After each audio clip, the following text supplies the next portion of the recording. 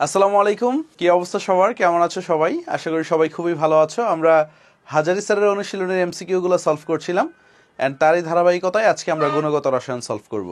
So দেরি না করে আমরা শুরু করি। অ্যান্ড যারা ভিডিওটি দেখছো বন্ধুদের মাঝে শেয়ার করে দিতে পারো এবং চাইলে একটা লাইক দিয়ে রাখতে পারো, তাহলে ভিডিওটা সবার কাছে পৌঁছে যাবে। সো আমাদের সামনেই মেডিকেল অ্যাডমিশন, আর আমি চেষ্টা করবো মেডিকেল অ্যাডমিশনের আগে সবগুলো শেষ করার। সো প্রথম প্রশ্নটা রাদারফোর্ডের, এটা হবে আলফা। একটু খেয়াল করো, আলফা কণা বিচ্ছুরণ পরীক্ষায় কোন পদার্থের প্রলেপযুক্ত পর্দা ব্যবহার করা হয়? আমরা সবাই জানি হচ্ছে জিঙ্ক সালফাইডের পর্দাটা ব্যবহার করা হয়। সো অনেক সময় প্রশ্নে তোমাকে জিঙ্ক সালফেট দিয়ে কনফিউজড করবে, সো তুমি কিন্তু কনফিউজড হওয়া যাবে না। সো জিঙ্ক সালফাইডের পর্দা বা আমরা বলি ব্যারিয়াম প্ল্যাটিনোসায়ানাইডের পর্দা ব্যবহার করা হয়েছিল। আর এই পর্দায় কি সৃষ্টি হয় বলতো? অনুপ্রভা না প্রতিপ্রভা? অলওয়েজ মনে রাখবা এটা হচ্ছে অনুপ্রভা সৃষ্টি হয়। সো এটাও কিন্তু পরীক্ষায় আসে। হ্যাঁ, কি তৈরি হয়? অনুপ্রভা সৃষ্টি হয়। ওকে, তারপরে দেখো 3p অরবিটালের বেলায় n ও l এর মান কোনটি হবে? সো দেখো, যখন 3p লেখা থাকে, 3p যখন লেখা থাকে, প্রথমটা বোঝায় হচ্ছে n এর মান বা প্রধান কোয়ান্টাম সংখ্যার মান বা প্রধান শক্তি স্তরের মান, আর এই পিটা বোঝায় হচ্ছে উপশক্তি স্তর বা l। সো এখন দেখো, এল এর মান যদি 0, 1, 2, 3 এরকম হইতে পারে। 0 হইলে আমরা বলি এস অরবিটাল, 1 হইলে আমরা বলি পি উপশক্তি স্তর, তারপর 2 হইলে আমরা বলি ডি উপশক্তি স্তর, আর 3 হইলে আমরা বলি হচ্ছে এফ উপশক্তি স্তর। তো এখন দেখো এন এর মান কি? 3, n = 3। এই পি পি যেহেতু পি এর জন্য আমরা এল এর মানটা কত বলি? এল এর মান হচ্ছে 1 বলি। তাহলে 3 আর 1, অ্যান্সার কি বি নাম্বারটা, 3 এবং 1। একটি মৌলের পরমাণুর বহিস্তরের দুটি অরবিটালের ইলেকট্রন বিন্যাস, ঠিক আছে, সবচেয়ে বাইরের স্তরের ইলেকট্রন বিন্যাস 4s1 3d10 হলে পর্যায় সারণীতে মৌলটির অবস্থান কোনটি? সো একটু খেয়াল করো কি বলছে, সবচেয়ে বাইরের স্তরের। সো 4s1 3d10 কার থাকে? জিঙ্ক। আমরা জানি জিঙ্ক 30, আমরা এইভাবে লিখি আর্গন 3d10 4s1। ব্যতিক্রম ধর্মী ইলেকট্রন বিন্যাস দেয়। এটা জিঙ্কও না, এটা হচ্ছে কপার। আমরা জানি কপার, কপার 29। ওকে, সো এখন দেখো কপারের পর্যায় সারণীতে অবস্থান কোনটা? একটু খেয়াল করো, গ্রুপ 11-এ অবস্থান করে কপার। কোথায়? গ্রুপ 11-এ। দেখো কপার, সিলভার, গোল্ড, ঠিক আছে, এরা কি গ্রুপ 11-এ অবস্থান করে।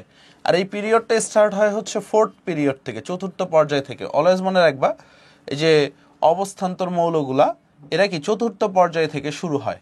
So copper, silver, gold. তো কপার চতুর্থ পর্যায়ে গ্রুপ 11 আমরা বলতে পারি। সো গ্রুপ 11 বা 1bও বলা হয়। সো তৃতীয় পর্যায়ে হবে না। সো একটু খেয়াল করো, চতুর্থ পর্যায়ে গ্রুপ 1b। আর গ্রুপ 11কেই বলা হয় হচ্ছে 1b। এই জিনিসটা একটু মাথায় রাখবা। গ্রুপ 12কে ডি এর ক্ষেত্রে গ্রুপ 12কে আমরা বলি হচ্ছে 2b। সো এই জিনিসটা একটু মাথায় রাখো। আর গ্রুপ 3কে, গ্রুপ 3 যেটা আছে সেটাকে আমরা 3b বলি। সো এই ব্যাপারগুলো কিন্তু আমাদের ঝামেলা হয়ে যায়। পরেরটা দেখো, বিদ্যুৎ চুম্বকীয় বিকিরণের সর্বাধিক তরঙ্গ দৈর্ঘ্য পরিসর নিচের কোনটি? মানে সবচেয়ে বেশি তরঙ্গ দৈর্ঘ্য কার? সো আমরা জানি আমাদের শুরুতেই আছে কি মহাজাগতিক রশ্মি, তারপরে গামা রশ্মি, তারপরে রঞ্জন রশ্মি বা এক্সরে রশ্মি, তারপরে হচ্ছে দৃশ্যমান রশ্মি। দৃশ্যমানের আগে কি আছে? অতি বেগুনি রশ্মি আছে। তারপরে কি আমরা বলি? দৃশ্যমান। তারপরে আমরা বলি অবলোহিত, তারপরে মাইক্রোওয়েভ এবং রেডিও ওয়েভ, তাই না? তারপরে আমরা বলি মাইক্রোওয়েভ এবং রেডিও ওয়েভ, এভাবে ধারাবাহিকভাবে যায়। সো এখন একটু খেয়াল করো, আমাদের যত উপর থেকে নিচে যাবে, একটু খেয়াল করবে এইগুলা, তরঙ্গ দৈর্ঘ্য তত কি হচ্ছে? বাড়ছে। এই জিনিসটা একটু মাথায় রাখবা। যত উপর থেকে নিচে যাচ্ছে তরঙ্গ দৈর্ঘ্য বাড়ছে। তো আমাদের বলছে সর্বাধিক তরঙ্গ দৈর্ঘ্য পরিসর, মানে সবচেয়ে বেশি তরঙ্গ দৈর্ঘ্য কার? তো এখন দেখো, রেডিও এবং টেলিভিশন তরঙ্গ যেটা আছে সেটা হবে সবচেয়ে বেশি। এই যে ইউভি রশ্মি বা অতিবেগুনি রশ্মি, রঞ্জন রশ্মি বা এক্সরে রশ্মি, অবলোহিত রশ্মি, এরা সবাই রেডিও বা টেলিভিশন থেকে কম। রেডিও বা টেলিভিশনের তরঙ্গ দৈর্ঘ্য সবচেয়ে বেশি। পরেরটাই যদি যাই, নিচে 4টি কোয়ান্টাম সংখ্যার মানের কোন সেটটি একটি ডি ইলেকট্রনের জন্য সঠিক? মানে ডি ইলেকট্রনের জন্য কোয়ান্টাম সংখ্যা বলছে। এখন ডি ইলেকট্রনের জন্য এল এর মান অলওয়েজ মাথায় রাখবা 2 হবে, কারণ আমরা বলছিলাম এল এর মান 0 হইলে এস, 1 হইলে আমরা বলি পি, 2 হইলে আমরা বলি ডি। সো ডি অরবিটালের জন্য আমরা বলবো এল এর মানটা 2। সো এখন এন যতই হোক, এন এইখানে সবগুলাতে 4 দেওয়া আছে, এল 2, এল 2 হইলে এম কি হবে দেখো তো, M 0 plus 2 plus 1 minus 2 minus 1, এইভাবেই তো হবে এল। হ্যাঁ, 0 প্লাস মাইনাস 2। এখন একটু খেয়াল করো, এইখানে আমাদের এল এর মানটা অলওয়েজ বা এম এর মানটা অলওয়েজ এল এর মান থেকে ছোট হইতে হবে। সো দেখো 4 টু কই কই আছে, 3 যেখানে বাদ, যেখানে আছে সেগুলো বাদ, এইভাবে একটু মাথায় রাখবা, এন তারপরে এল তারপরে এম তারপরে এস। এখন দেখো এই বি নাম্বার অপশনে এস এর মান তো কখনো 0 হইতে পারবে না, হবে না। এস এর মানটা কি হবে, হয় প্লাস হাফ না হলে মাইনাস হাফ। তাহলে এন 4, এল 2, এম 1 আর এস কি প্লাস মাইনাস হাফের মধ্যে যে কোনো একটা হবে। তারপরে যদি আসি আমরা নিচের 4টি কোয়ান্টাম সংখ্যার মানের কোন সেটটি অবাস্তব, মানে কোনটা বাস্তব নয়, অবাস্তব কোনটা বা কোনটা ভুল। সো আমরা একটু দেখি, খেয়াল করো, এটা ঠিক আছে। দেখো এন, এল, এম, কারণ এল এর মান আর এম এর মান সমান হইতে পারে, এস এর মান প্লাস হাফ হইতে পারে। তারপর দেখো এইখানে এন, এল, এম, এই যে এইখানে ভুল আছে। দেখো এল এর মান 2, এল এর মান 2, বাট এম এর মান কি দেওয়া আছে -3, বাট এল এর মান 2 হইলে এম এর মান কি কি হইতে পারবে দেখো তো, 0 প্লাস 1 প্লাস 2 -1 -2। সো এর বাইরে কিছু হইতে পারবে না, -3 কখনোই হইতে পারবে না। তাহলে এটাই কি অবাস্তব বা ভুল। বাকিগুলো একটু চেক করবা, সবগুলাই ঠিক আছে। সামনে যদি যাই, দেখো নাইট্রোজেন 15.7, আইসোটোপের নিউট্রন সংখ্যা কত, নিউটন সংখ্যা। সো আমরা উপরেরটা কি জানি, ভর সংখ্যা, আর নিচেরটা কি জানি, প্রোটন সংখ্যা বা পারমাণবিক সংখ্যা।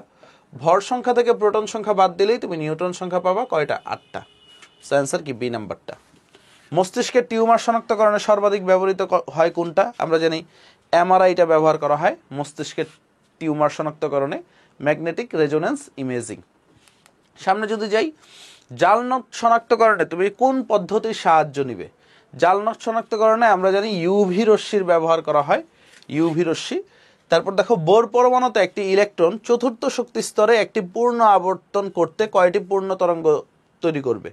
সো আমরা জানি একটা পূর্ণ আবর্তনের জন্য 2 পাই আর ইকুয়াল টু এন ল্যামডা, ঠিক আছে। পূর্ণ আবর্তনের জন্য অর্থাৎ পরিধি সমান আবর্তনের জন্য সূত্রটা হচ্ছে এন ল্যামডা। এখন যদি কক্ষপথ যদি চতুর্থ হয়, একটু দেখো চতুর্থ শক্তি স্তর, তাহলে কি হবে 4 ল্যামডা, মানে কি 4টা পূর্ণ তরঙ্গ তৈরি করবে। যদি তৃতীয় শক্তি স্তর হয় 3টা পূর্ণ তরঙ্গ তৈরি করবে, দ্বিতীয় শক্তি স্তর হলে 2টা পূর্ণ তরঙ্গ তৈরি করবে। পরেরটা দেখো, সোডিয়াম এর শিখা পরীক্ষায় কত তরঙ্গ দৈর্ঘ্যের বর্ণালী সৃষ্টি হয়। আমরা জানি সোডিয়াম কত 590 ন্যানোমিটারের বর্ণালী সৃষ্টি হয়। এই জিনিসগুলো একটু মেডিকেলের জন্য মুখস্থ রাখবে, এগুলো কিন্তু মেডিকেলে এসে পড়ে। রেডবার্গ ধ্রুবকের মান কত, রেডবার্গ ধ্রুবক আমরা জানি 109,678 সেন্টিমিটার ইনভার্স। তো কোথাও আমরা সেন্টিমিটার ইনভার্স দেখতেছি না, তো আরেকটা জিনিস মাথায় রাখবা, 1.09678 ইন্টু 10⁷ মিটার ইনভার্স। ওকে, কারণ দশমিকটা আমরা আগায় নিচ্ছি। সো অ্যান্সার কি বি নাম্বারটা। ওকে, পরেরটা দেখো, নিচের কোন সমীকরণটি সঠিক নয়। দেখো প্রথমটা সঠিক, কারণ নিউবার দ্বারা তরঙ্গ সংখ্যা বোঝায়, নিউবার ইকুয়াল টু 1/λ, এটা সঠিক, কারণ তরঙ্গ সংখ্যা হচ্ছে 1/λ, মানে হচ্ছে তরঙ্গ দৈর্ঘ্যের ব্যস্তানুপাতিক বা বিপরীত। তারপর দেখো আমরা জানি C equal to nu into lambda, nu কি কম্পাঙ্ক, আমরা ছোটবেলায় পড়ছিলাম না V equal to F lambda, কম্পাঙ্ককেই এফ নিউ দ্বারা প্রকাশ করি আমরা এখন, ঠিক আছে, আর ভেলোসিটিটাকে সি দ্বারা প্রকাশ করা হয়েছে। এখান থেকে তো আমরা লিখতে পারি nu equal to C by lambda, তাহলে বি নাম্বারটাও রাইট। তারপর দেখো del E equal to H nu, এটা তো প্লাঙ্কের সমীকরণ, আমরা সবাই জানি এইচ নিউ, এটা কার সমীকরণ, প্লাঙ্কের সমীকরণ, এটা তুমি আমি সবাই জানি প্লাঙ্কের সমীকরণ, প্লাঙ্কের সমীকরণ। ওকে, দেন ডেল ই সমানুপাতিক ল্যামডা, দেখো ডেল ই ইকুয়াল টু আমরা কি লিখতে পারি এইখান থেকে, H C divided by lambda, তাহলে ডেল ই তরঙ্গ দৈর্ঘ্যের ব্যস্তানুপাতিক 1/λ, বাট এখানে কি দেওয়া আছে, সমানুপাতিক দেওয়া আছে। সো এটাই হচ্ছে ভুল, কোনটা সঠিক নয়, ভুলটা বাইর করতে বলছে। ওকে, কোনটা সঠিক নয়, ভুলটা বাইর করতে বলছে। তারপরে দেখো প্লাঙ্কের ধ্রুবকের মান কত, প্লাঙ্কের ধ্রুবকের মান, প্লাঙ্কের ধ্রুবকের মান হচ্ছে 6.626 ইন্টু 10⁻³ জুল সেকেন্ড। প্ল্যাঙ্কের ধ্রুবক যদি বলি আমরা 6.626 ইন্টু 10⁻³ জুল সেকেন্ড। পরেরটা দেখো বোর ব্যাসার্ধের মান কত। আমরা জানি হাইড্রোজেন পরমাণুর যে ব্যাসার্ধটা আছে বা হাইড্রোজেন পরমাণুর প্রথম কক্ষপথের যে ব্যাসার্ধটা আছে সেটাই বোর ব্যাসার্ধ, সেটা হচ্ছে 0.53 অ্যাংস্ট্রম। ঠিক আছে, বা এটাকে এইভাবেও লিখতে পারো 0.53 ইন্টু 10⁻10 মিটার। কি লিখতে পারো 0.53 ইন্টু 10⁻10 মিটার, বা তুমি এইভাবেও লিখতে পারো 5.3 ইন্টু 10⁻11 মিটার। কি লিখতে পারো 5.3 ইন্টু 10⁻11 মিটার। সো অ্যান্সার কি দেখো ক নাম্বারটা 5.292 ইন্টু 10⁻11 মিটার। তারপর দেখো নিচের কোনটি কম্পোজিট কণিকা। অলওয়েজ মনে রাখবা আলফা কণা আর ডিউটেরন কণা। ডিউটেরন তো চিনো, হাইড্রোজেনের একটা আইসোটোপ। ঠিক আছে, অর্থাৎ হাইড্রোজেন 1 2। সো এরা কি কম্পোজিট কণিকা। তাহলে দেখো আমাদের ডিউটেরন আছে, ওকে, ডিউটেরন আছে আর আলফা কণা আছে। ওকে, তারপর দেখো সামনে যদি যাই, নিচের কোন জোড়া আইসোবার, কোন দুইটা আইসোবার যাদের ভর সংখ্যা সমান আমরা জানি তারা হচ্ছে আইসোবার। যেমন দেখো এই যে 14 এদের ভর সংখ্যা কিন্তু সমান আছে। বার মানে কি, এই যে বার দিয়ে মনে রাখবো হচ্ছে ভর সংখ্যা সমান। নিচের কোন জোড়া আইসোটোন মানে নিউট্রন সংখ্যা সমান, আমাদের কাছে কি চেয়েছে, নিউট্রন সংখ্যা সমান। সো আমরা পার্থক্য দেখি। দেখো 14 থেকে 6 বাদ দিলে, নিউটন তো বের করা শিখছি 8, 14 থেকে 7 বাদ দিলে কত হয় 7, এখানে সমান নাই। 14 থেকে 6 বাদ দিলে 8, 13 থেকে 6 বাদ দিলে 7। আবার দেখো 14 থেকে 6 বাদ দিলে কত হয় 8, 16 থেকে 8 বাদ দিলে 8, তাহলে এইটাই হবে। এইখানেও হবে না, দেখো 64 থেকে একবার 29 বাদ দিছে, 64 থেকে একবার 30 বাদ দিছে। সো একবার কি হবে 35, একবার কি হবে 34। সো অ্যান্সার কি সি নাম্বারটা, অর্থাৎ আমরা সি নাম্বার অপশনেই দেখেছি নিউটন সংখ্যা সমান। পরেরটা যদি দেখি, নিচের কোনটি ডি ব্রগলি সমীকরণ নামে পরিচিত। সো ডি ব্রগলি সমীকরণ কি, ল্যামডা ইকুয়াল টু h/mv। এটা একটু মাথায় রাখো, ডি ব্রগলি সমীকরণ। আর এটা কার সমীকরণ, ডেল ইকুয়াল টু h নিও, এটা হচ্ছে প্লাঙ্কের সমীকরণ, প্লাঙ্কের সমীকরণ। সো এই জিনিসটা একটু মাথায় রাখো। তারপরে দেখো কৌণিক ভরবেগের সমীকরণ কোনটি। কৌণিক ভরবেগ আমরা সবাই জানি, বোরের সূত্রে আমরা পড়ছিলাম mvr equal to nh divided by 2π। এটা কি কৌণিক ভরবেগের সূত্র, তাই না, mvr equal to nh by 2π। B নাম্বারটা হবে। ওকে, দেখো বাকিগুলো হবে না। কোন নীতির ভিত্তিতে মূলত অরবিটাল সমূহে ইলেকট্রন বিন্যস্ত হয়। সো আমরা জানি আউফবাউ নীতির ভিত্তিতে। অনেকে একটা কনফিউশন আছে, ভাই হুন্ডের নীতি হবে না, কারণ হুন্ডের নীতি হচ্ছে সমশক্তির অরবিটাল যখন বলবে, তোমাকে যখন বলবে অরবিটালগুলো সমশক্তির তখন। বাট যখন অরবিটাল সমূহ বলতেছে মানে ডিফারেন্ট অরবিটালে কিভাবে প্রকাশ করবে, আউফবাউ নীতি। ঠিক আছে, আর আউফবাউ নীতি কি, বিল্ডিং আপ প্রিন্সিপাল, মানে সবচেয়ে কম শক্তির অরবিটালে আগে ইলেকট্রন প্রবেশ করে। মৌলের যে কোনো উপশক্তি স্তরে ইলেকট্রন ধারণ ক্ষমতা, মনে রাখবা উপশক্তি স্তরে ইলেকট্রন ধারণ ক্ষমতা হচ্ছে 2 × 12 + 1, আর প্রধান শক্তি স্তরে ইলেকট্রন ধারণ ক্ষমতা হচ্ছে 2n²। ওকে, এটা কি উপশক্তি স্তরে, এই জিনিসটা একটু মাথায় রাখো। আর এটা কি প্রধান শক্তি স্তরে বা কক্ষপথে, হ্যাঁ, প্রধান শক্তি স্তরে অথবা কক্ষপথে। সো অ্যান্সার কি 2 × 12 + 1। ওকে, আর যদি বলতো প্রধান শক্তি স্তরে বা কক্ষপথে ইলেকট্রন ধারণ ক্ষমতা, তাহলে ক নাম্বারটা হইতো। তারপর দেখো কোন অঞ্চলে হাইড্রোজেন বর্ণালীর ব্র্যাকেট সিরিজের সৃষ্টি হয়। হাইড্রোজেনের বর্ণালীগুলো একটু বলি, লাইমেন, বামার, প্যাশ্চেন, ব্র্যাকেট, ফুন্ড, তারপরে কি আছে হামফ্রিস। এদের n1 এর মান কত দেখো, n1 যদি 1 হয় মানে অসীম থেকে একটা ইলেকট্রন যদি প্রথম শক্তি স্তরে আসে লাইমান, 2 হইলে বামার, 3 হইলে প্যাশ্চেন, 4 হইলে ব্র্যাকেট, 5 হইলে ফুন্ট। আচ্ছা, এদের বিভিন্ন তরঙ্গ দৈর্ঘ্যের অঞ্চল আছে, যেমন লাইমেন হচ্ছে অতি বেগুনি অঞ্চল, ইউভি রশ্মি। বামার হচ্ছে দৃশ্যমান, এই জিনিসটা একটু মাথায় রাখো, দৃশ্যমান। এরপরে যত কিছু আছে সবগুলা হচ্ছে আইআর বা অবলোহিত, ইনফ্রারেড বা অবলোহিত, যত যাবে অবলোহিত। এখন দেখো ব্র্যাকেট সিরিজের উদ্ভব ঘটে কোথায়, ব্র্যাকেট সিরিজ দেখো আইআর অঞ্চলে বা অবলোহিত অঞ্চলে, ইনফ্রারেড বা আইআর বা অবলোহিত। তারপর দেখো DXY এর লোব কয়টা। দেখো লোব মিন্স কি, ঠিক আছে, যেখানে ইলেকট্রন মেঘ বেশি থাকে। তো ডি অরবিটাল যতগুলো আছে, ডি অরবিটালে লোব কয়টা থাকে, ডি অরবিটালের লোব থাকে 4টা। কয়টা থাকে?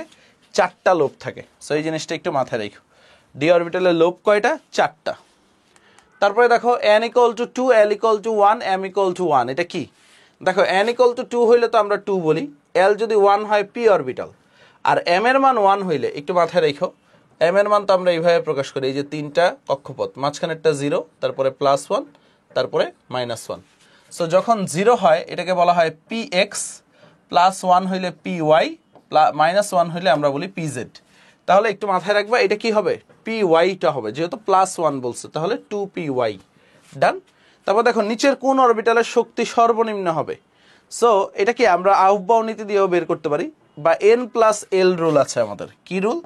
n+l। যার n+l এর মান কম, যার মান কম তার শক্তি কম। তার কি হবে?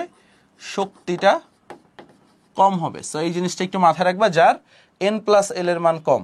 ঠিক আছে। আবার যদি n+l সমান হয়, n+l সমান হলে যার n এর মান কম, n এর মান কম তার শক্তি কম, আমরা জানি তার শক্তি কম। সো একটু খেয়াল করো 3D, এটার n+l কত? n কত? 3, l হচ্ছে 2, তাহলে এটা আমরা বলবো 5। এখানে n+l কত? 4 + 0, s এর জন্য 0, তাহলে আমরা বলবো 4।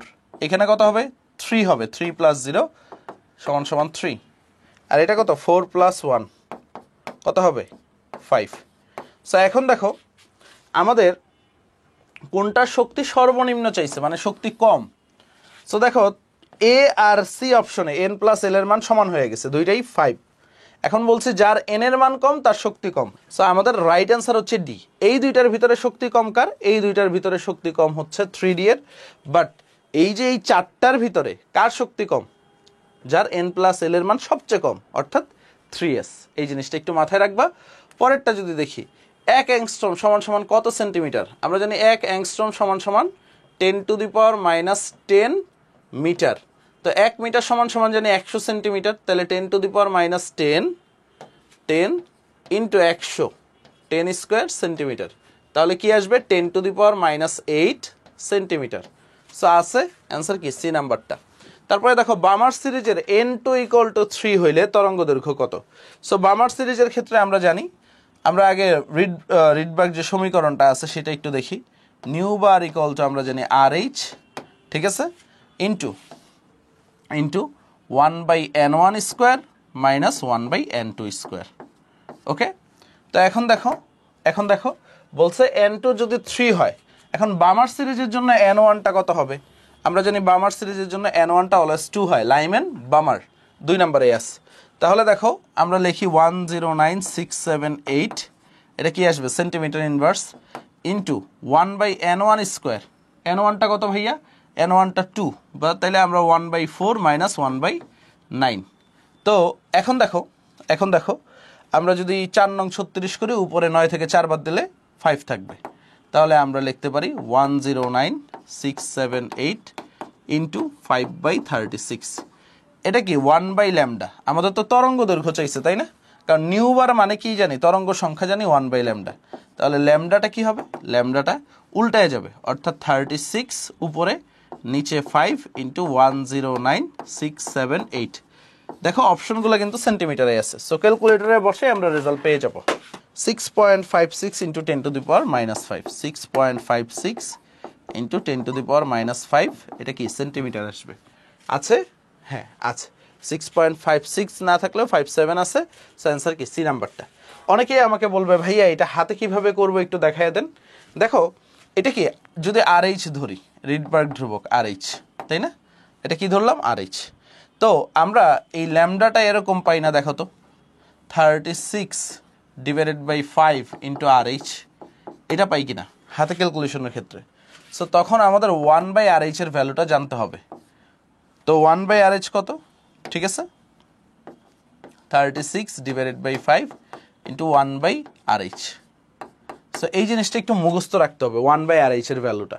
দেখো 1/RH এর ভ্যালুটা তুমি মুখস্থ রাখতে পারো, সেটা হচ্ছে 910 অ্যাংস্ট্রম, বা তুমি বলতে পারো 1/109678 যদি করো, তাহলে তুমি দেখবা 9 সামথিং আসে, 1/RH এর মান হচ্ছে 911 অ্যাংস্ট্রম। এই জিনিসটা একটু মাথায় রাখবা। এটা কত? 911 অ্যাংস্ট্রম। সো আমরা হিসাবের সুবিধার্থে যখন হাতে ক্যালকুলেশন করব 910 অ্যাংস্ট্রম ধরলেও কোনো সমস্যা হবে না, 912 অ্যাংস্ট্রম ধরলেও কোনো সমস্যা হবে না, মানে যখন যেটা হিসাব করতে হবে। তাহলে দেখো আমরা কি লিখতে পারি, 36/5 ইন্টু 910 ধরলাম, যেহেতু 5 দিয়ে কাটা যাবে অ্যাংস্ট্রম। এখন দেখো আমরা কাটাকাটি করি, 5 অক্ষে 5, ঠিক আছে, 1 লিখবো, হাতে থাকে কত? 4, তাই 41 হয়, 5 8 40, হাতে থাকে 1, 5 দুগুণে 10। সো 182 সাথে 36 গুণ করো, 182 ইন্টু 36। দেখো একটু টাইম লাগবে, বাট পারবা। 6 দুগুণে 12 2, হাতে থাকে 1, 6 48 আর 1 49 9, হাতে থাকে 4, 6 কে 6 8 4 10, গুণ 3 দুগুণে 6, 3 8 24 4, হাতে থাকে 2, 3 কে 3 আর 2 5। সো দেখো কি আসে, 2 9 6 15 5, হাতে থাকে কত? হাতে থাকে 1, 4 আর 1 5, এই 6। 6552 কত আসছে? অ্যাংস্ট্রম আসছে, তাই না? তো 6552 অ্যাংস্ট্রম মানে কি? 6552 ইন্টু 10⁻⁻8 সেন্টিমিটার তুমি লিখতে পারো, কারণ 1 অ্যাংস্ট্রম একটু আগেই পড়ছো 10⁻⁸ সেন্টিমিটার। এখন কথা হচ্ছে আমাদের কিন্তু এত কিছু নাই। সো আমরা যদি দশমিকটা তো এখন এইখানে আছে, তো এইখানে যদি 6.552 লেখো, দশমিকটা কয় ঘর আগাইলা? 3 ঘর, তাহলে 10⁻⁵ সেন্টিমিটার লিখতে পারো। তো তুমি কিন্তু রেজাল্টটা এনে ফেলছো, 6.55 বা 6.5 ইন্টু 10⁻⁵ সেন্টিমিটার। বুঝে গেছে? বুঝে গেছে কিভাবে করতে পারো। সো হাতে ক্যালকুলেশনটাও আমি দেখাইয়া দিলাম তোমাদের, তোমরা টেনশন করো না। সো আমরা পরেরটাই যাই। তৃতীয় শক্তি স্তরের জন্য এমভিআর এর মান কত? সো আমরা কি জানি, এমভিআর ইকুয়াল টু NH/2 পাই, এটা হচ্ছে আমাদের মেইন সূত্র। তো তৃতীয় শক্তি স্তরের জন্য n এর ভ্যালু 3, তাহলে 3H/2 পাই। সো 3H/2 পাই কোথায় আছে? হ্যাঁ আছে, আমাদের টেনশন করার কোনো কারণ নেই, সি নাম্বার অপশনে আছে। তারপর দেখো কোন মতবাদে পরমাণুকে সৌরজগতের সাথে তুলনা করা হয়? আমরা সবাই জানি রাদারফোর্ডের পরমাণু মডেল। পরেরটা যদি দেখি, বিকিরিত আলোর রশ্মির তরঙ্গ দৈর্ঘ্য 486.7 ন্যানোমিটার তরঙ্গ দৈর্ঘ্য দিয়ে। এখন বলছে ফ্রিকোয়েন্সি বা কম্পাঙ্ক কত? সো কম্পাঙ্ক দেখো, সি ইকুয়াল টু আমরা কি জানি, নিউ ইন্টু ল্যামডা, তাই না? New into lambda. এখন আমাদের কি চাইছে? ফ্রিকোয়েন্সি চাইছে। তাহলে ফ্রিকোয়েন্সি কত? আলোর বেগ 3 ইন্টু 10⁸ ডিভাইডেড বাই ল্যামডা কত? 486.7 ইন্টু 10⁻⁹ মিটার। ও এটা মিলিমিটার দিছে।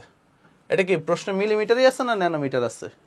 মিলিমিটার, ন্যানো না, এটা টাইপিস্ট ভুল করছে, ন্যানোমিটার হবে। তাহলে 10⁻⁹ মিটার। সো এখন দেখো, তাহলে হার্জ এককে পাবো বা সেকেন্ড ইনভার্স পাবো। সো কিভাবে কি করা যায়? উপরে যদি নিয়ে যাই, দেখো হাতে ক্যালকুলেশনই দেখাই, 10⁻17 হয়ে যাবে, 9 আর 8 17, নিচে কত আছে? 486 দশমিক। এখন 486 আমি আরো ছোট করবো, 4.86 করবো, 4.86। তাহলে এখানে কি পাবো? 10⁻2 পাবো। ওকে, তাহলে দেখো কি হয়, 3 ইন্টু, দেখো 10⁻2 যদি কাটি, তাহলে 10⁻15। অনেকে আমাকে রিকোয়েস্ট করছে হাতে ক্যালকুলেশন, সো আমি তো সূত্র লিখেই দিছি। যারা একাডেমিকের আছো তোমরা চাইলে শিখতে পারো হাতে ক্যালকুলেশন, বা তোমরা এখানে স্কিপ করে যেতে পারো। তাহলে 10⁻15 ডিভাইডেড বাই এখানে কত আসছে? 4.86। তো আমি কি করব, এইখানে 10⁻14 লিখে একটু খেয়াল করব, 14 লিখলে আরো 10 পাবো না?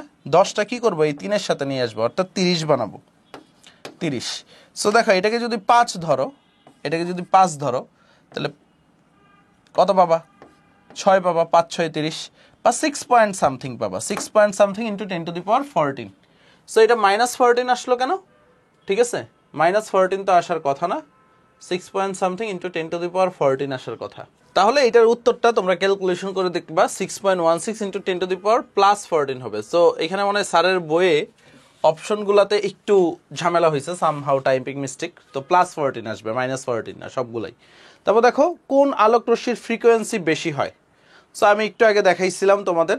সো ফ্রিকোয়েন্সি একটু খেয়াল করো, ফ্রিকোয়েন্সি আর তরঙ্গ দৈর্ঘ্য দেখো কি হবে, দেখো তো। ফ্রিকোয়েন্সি নিউ ইকুয়াল টু আমরা দেখছি c/ল্যামডা, তাহলে ফ্রিকোয়েন্সিটা তরঙ্গ দৈর্ঘ্যের ব্যস্তানুপাতিক। তাহলে আমরা এতক্ষণ যে দেখছি মহাজাগতিক রশ্মি, গামা রশ্মি, রঞ্জন রশ্মি, অতি বেগুনি রশ্মি, তাই না? তারপরে কি পড়ছি? দৃশ্যমান, তারপরে মাইক্রোওয়েভ, অবলোহিত মাইক্রোওয়েভ, রেডিও ওয়েভ। এই যে পড়লাম, এর ভিতরে যার তরঙ্গ দৈর্ঘ্য সবচেয়ে কম, আমরা তো জানি উপর থেকে নিচে গেলে তরঙ্গ দৈর্ঘ্য বাড়ে, সো যার তরঙ্গ দৈর্ঘ্য সবচেয়ে কম তার কম্পাঙ্ক সবচেয়ে বেশি, তাইলে নিউটা কম্পাঙ্কটা নিচ থেকে উপরের দিকে বাড়ে। তাহলে কম্পাঙ্ক কার বেশি? যে উপরের দিকে আছে। সো আমরা দেখছি মহাজাগতিক রশ্মি, গামা রশ্মি নাই, রঞ্জন রশ্মি মানে এক্স রে রশ্মি। এক্স রে রশ্মির তরঙ্গ দৈর্ঘ্য অনেক কম, বাট এর ফ্রিকোয়েন্সি কি হবে? অনেক বেশি হবে, এর ফ্রিকোয়েন্সিটা অনেক বেশি হবে। পরেরটা যদি দেখো, অসীম দূরত্ব থেকে ইলেকট্রন তৃতীয় স্থলে স্থানান্তরিত হলে, অসীম দূরত্ব থেকে তৃতীয় শক্তি স্তরে আসছে, n = 3 আসলে আমরা জানি লাইম্যান, বামার, প্যাসচেন। সো উত্তর কি হবে? প্যাসচেন সিরিজ, তাই না? তারপর দেখো, ইলেকট্রন বিন্যাসের সাধারণ নিয়মের ব্যতিক্রম কোন মৌলটি? ক্রোমিয়াম। মনে রাখবা, ব্যতিক্রম কারা কারা দেখায়? ক্রোমিয়াম, তার নিচে মলিবডেনাম আছে, এরা দুইজনে ব্যতিক্রম দেখায়। কপার তো জানো, কপারের নিচে যারা আছে সিলভার, গোল্ড, এরাও ব্যতিক্রম ধর্মী ইলেকট্রন বিন্যাস দেখায়। সো এই জিনিসটা একটু মাথায় রাখবা। সো কারা কারা? Chromium, molybdenum, copper, silver, gold, এরা ব্যতিক্রম ধর্মী ইলেকট্রন বিন্যাস দেখায়। এগুলো বেশি আসে, আরও অনেকেই আছে। তবে দেখো, নিচের কোন অরবিটালটি বক্স পদ্ধতিতে আহুব্বাও নীতি মানা হয়নি? কোনটা আহুব্বাও নীতি মানা হয়নি? 2s 2p 3s 3p 4s 3d, but 5s এর পরে 5pটা, 5s এর পরে কি হবে দেখো, আমি যদি তোমাদের দেখাই, যেমন হচ্ছে আহুব্বাও নীতি তো তুমি সহজেই যে কোনো জায়গায় অ্যাপ্লাই করতে পারো। এসো প্রিয়া এসো মানে পিএস, তারপরে ডিপিএস এ এসো, এফডিপিএস এ খাবো, এফডিপিএস এ খাবো, মানে 1 সেকেন্ডেই তুমি লিখে ফেলতে পারবা। তারপর দেখো, এটা কি 1 2 3 4 এভাবে আনবা, আর এটা তো 2 3 4 5, তারপরে এক সিরিয়ালে পূরণ করতে পারবা। 2 এর পরে কি আসে? 3 এর পরে 4, তারপরে 5, 4 এর পরে 5 6 7, 4 এর পরে 5 6, 3 এর পরে 4, 5 এর পরে 6 7 8। তো এখন দেখো 5s এর পরে কে আসে? মানে এটার রুলটা হচ্ছে 1s, তারপরে 2s, মানে শক্তি যে বাড়তেছে, 2s 2p 3s, তারপরে 3p 4s, 3d 4p 5s। 5s এর পরে কার শক্তি আসে একটু দেখো তো? 4d, তাই না? 5s এর পরে কার শক্তি বেশি? 4d, তারপরে 5p তে যাবে। কারণ 5s এর পরেই 5p তে যাবে না, 5s এর পরে কে যাবে? 4d তে যাবে, তারপরে দেন 5p আসবে। সো এই কারণে সি নাম্বার অপশনটায় আহুব্বাও নীতিটা মানা হয়নি। চমৎকার একটা প্রশ্ন, ভার্সিটিতে আসতে পারে, মেডিকেলেও আসতে পারে। তারপর দেখো, M3+ আয়নে 23টি ইলেকট্রন থাকলে m এর পারমাণবিক সংখ্যা কত? দেখো, M3+ মানে কি বুঝাচ্ছে? একটা পরমাণু থেকে তুমি 3টা ইলেকট্রন সরানোর পরে এর ভিতরে 23টা ইলেকট্রন আছে। কি 3টা ইলেকট্রন সরায় নিছো, তারপরে 23টা আছে, তাহলে ইলেকট্রন কয়টা ছিল? তো তুমি এই 23-এর সাথে বর্তমান ইলেকট্রনের সাথে যে কয়টা সরাইছো, 3টা সরাইছো না, এটা যোগ করো, তাহলে টোটাল কয়টা ইলেকট্রন? 26টা। অ্যান্সার কি? ডি নাম্বারটা। বুঝে গেছে? সো 3টে ইলেকট্রন সরানোর পরে M3+ মানে কি 3টা ইলেকট্রন সরানোর পরে 23টা ইলেকট্রন আছে, তাহলে M এ কয়টা ইলেকট্রন ছিল? ওই যে 3টা সরাইছো ওইটা যোগ করো। তারপর দেখো, ক্রোমিয়াম পরমাণুতে কয়টি বিজোড় ইলেকট্রন আছে? বহযুগ্ম ইলেকট্রন আছে। সো ক্রোমিয়াম আমরা কি জানি? ক্রোমিয়াম আমরা লিখি আর্গন 3d5 4s1, টোটাল 6টা। দেখো, ডি অরবিটালে তুমি যদি একটু কাউন্ট করো, ডি অরবিটাল তো 5টা, তাই না? সো 5টায় বিজোড় ইলেকট্রন আছে, আর 4s এ একটা, টোটাল কয়টা? 6টা বিজোড় ইলেকট্রন। সো অ্যান্সার কি? ডি নাম্বারটা, 6টা বিজোড় ইলেকট্রন আছে। খুবই ইম্পর্টেন্ট একটা প্রশ্ন। তারপর দেখো, নিচের কোন পরমাণুতে ডি অরবিটালে ইলেকট্রন আছে? সো আমরা জানি এই যে এইখানে যতগুলো আছে সবগুলোর মধ্যে শুধুমাত্র স্ক্যান্ডিয়ামে ডি অরবিটাল ইলেকট্রন। কোনো বিকিরিত রশ্মির তরঙ্গ দৈর্ঘ্য 820 ন্যানোমিটার হলে ওই রশ্মির শক্তি কত? তাই না? সো আমরা যদি আসি তরঙ্গ দৈর্ঘ্যের শক্তি বা কোনো একটা রশ্মির শক্তি যদি বের করি, আমরা কি করি? E = hc/λ, এই সূত্র ব্যবহার করি, প্লাঙ্কের কোয়ান্টাম সূত্র। তো এখন দেখো, h কি? প্লাঙ্কের ধ্রুবক, মানে 6.63 বা 6.626ও লিখতে পারো, 10⁻34 ইন্টু সি কত? আলোর বেগ 3 × 10⁸, আর ল্যামডা কত? ল্যামডা হচ্ছে 820 ন্যানোমিটার, 820 × 10⁻৯। সো এখন দেখো, একটু অপশনগুলোর দিকে তাকাও। এটা কিন্তু পরীক্ষায় আসার মতো, এডমিশনগুলোতে আসার মতো, কারণ সবগুলোতে দেখো সামনের দিকে সেম জিনিস। তো তুমি যদি 10-এর পাওয়ারটা সামহাও মিলিয়ে ফেলতে পারো, তাহলে তোমার আর প্যারা নাই, কারণ সব কাটাকাটি করে তুমি 2.42 বা আশেপাশে কিছু পাবা। সো একটু খেয়াল করো, 10⁻৯ উপরে গেলে 10⁻+9 হবে, 8 আর +9 কত? 10⁻17। এখন -34 থেকে 17 বাদ দিলে 10⁻17 থাকে। এখন দেখো, এটা যদি 8.20 করো তাহলে কি লিখবা 10 to the power 2, 10 to the পাওয়ার 2টা উপরে গেলে কি হবে 10 টু দি পাওয়ার -2 হয়ে যাবে। সো আলটিমেটলি কি হবে 10 টু দি পাওয়ার -2 আর -17 যদি কাটো 10 টু দি পাওয়ার -19 হয়। এখন দেখো এই অংশটা কাটো, দেখো 3 এর সাথে 6.6 গুণ করো, 3 6 কত 18 আর 8 হাতে থাকে কত 1, 3 6 18 আর 1 কত 19। সো দশমিকের পরে কয় ঘর আছে 1 ঘর, 19.8, 19.8 ইন্টু 10 টু দি পাওয়ার -19 একটু বুঝছো। এখন 19.8 কে তুমি যদি 8.2 দিয়ে যদি কাটো, তুমি জানো 3 8 24 8 দুগুণে 16 মানে প্রায় আড়াইয়ের কাছাকাছি কিছু হবে, 2.5 into 10 to the power -19। So 2.5টা এখানে নাই, তুমি দেখতেছো 2.42 আসছে, তো 2.42 ইন্টু 10 টু দি পাওয়ার -19 হচ্ছে তোমার answer. So 2.42 into 10 to the power -19 কই আছে, দেখো এ নাম্বার অপশনেই আছে, অর্থাৎ 2.42 into 10 to the power -19 joule. Clear সবাই? আশা করি সবাই বুঝতে পারছো।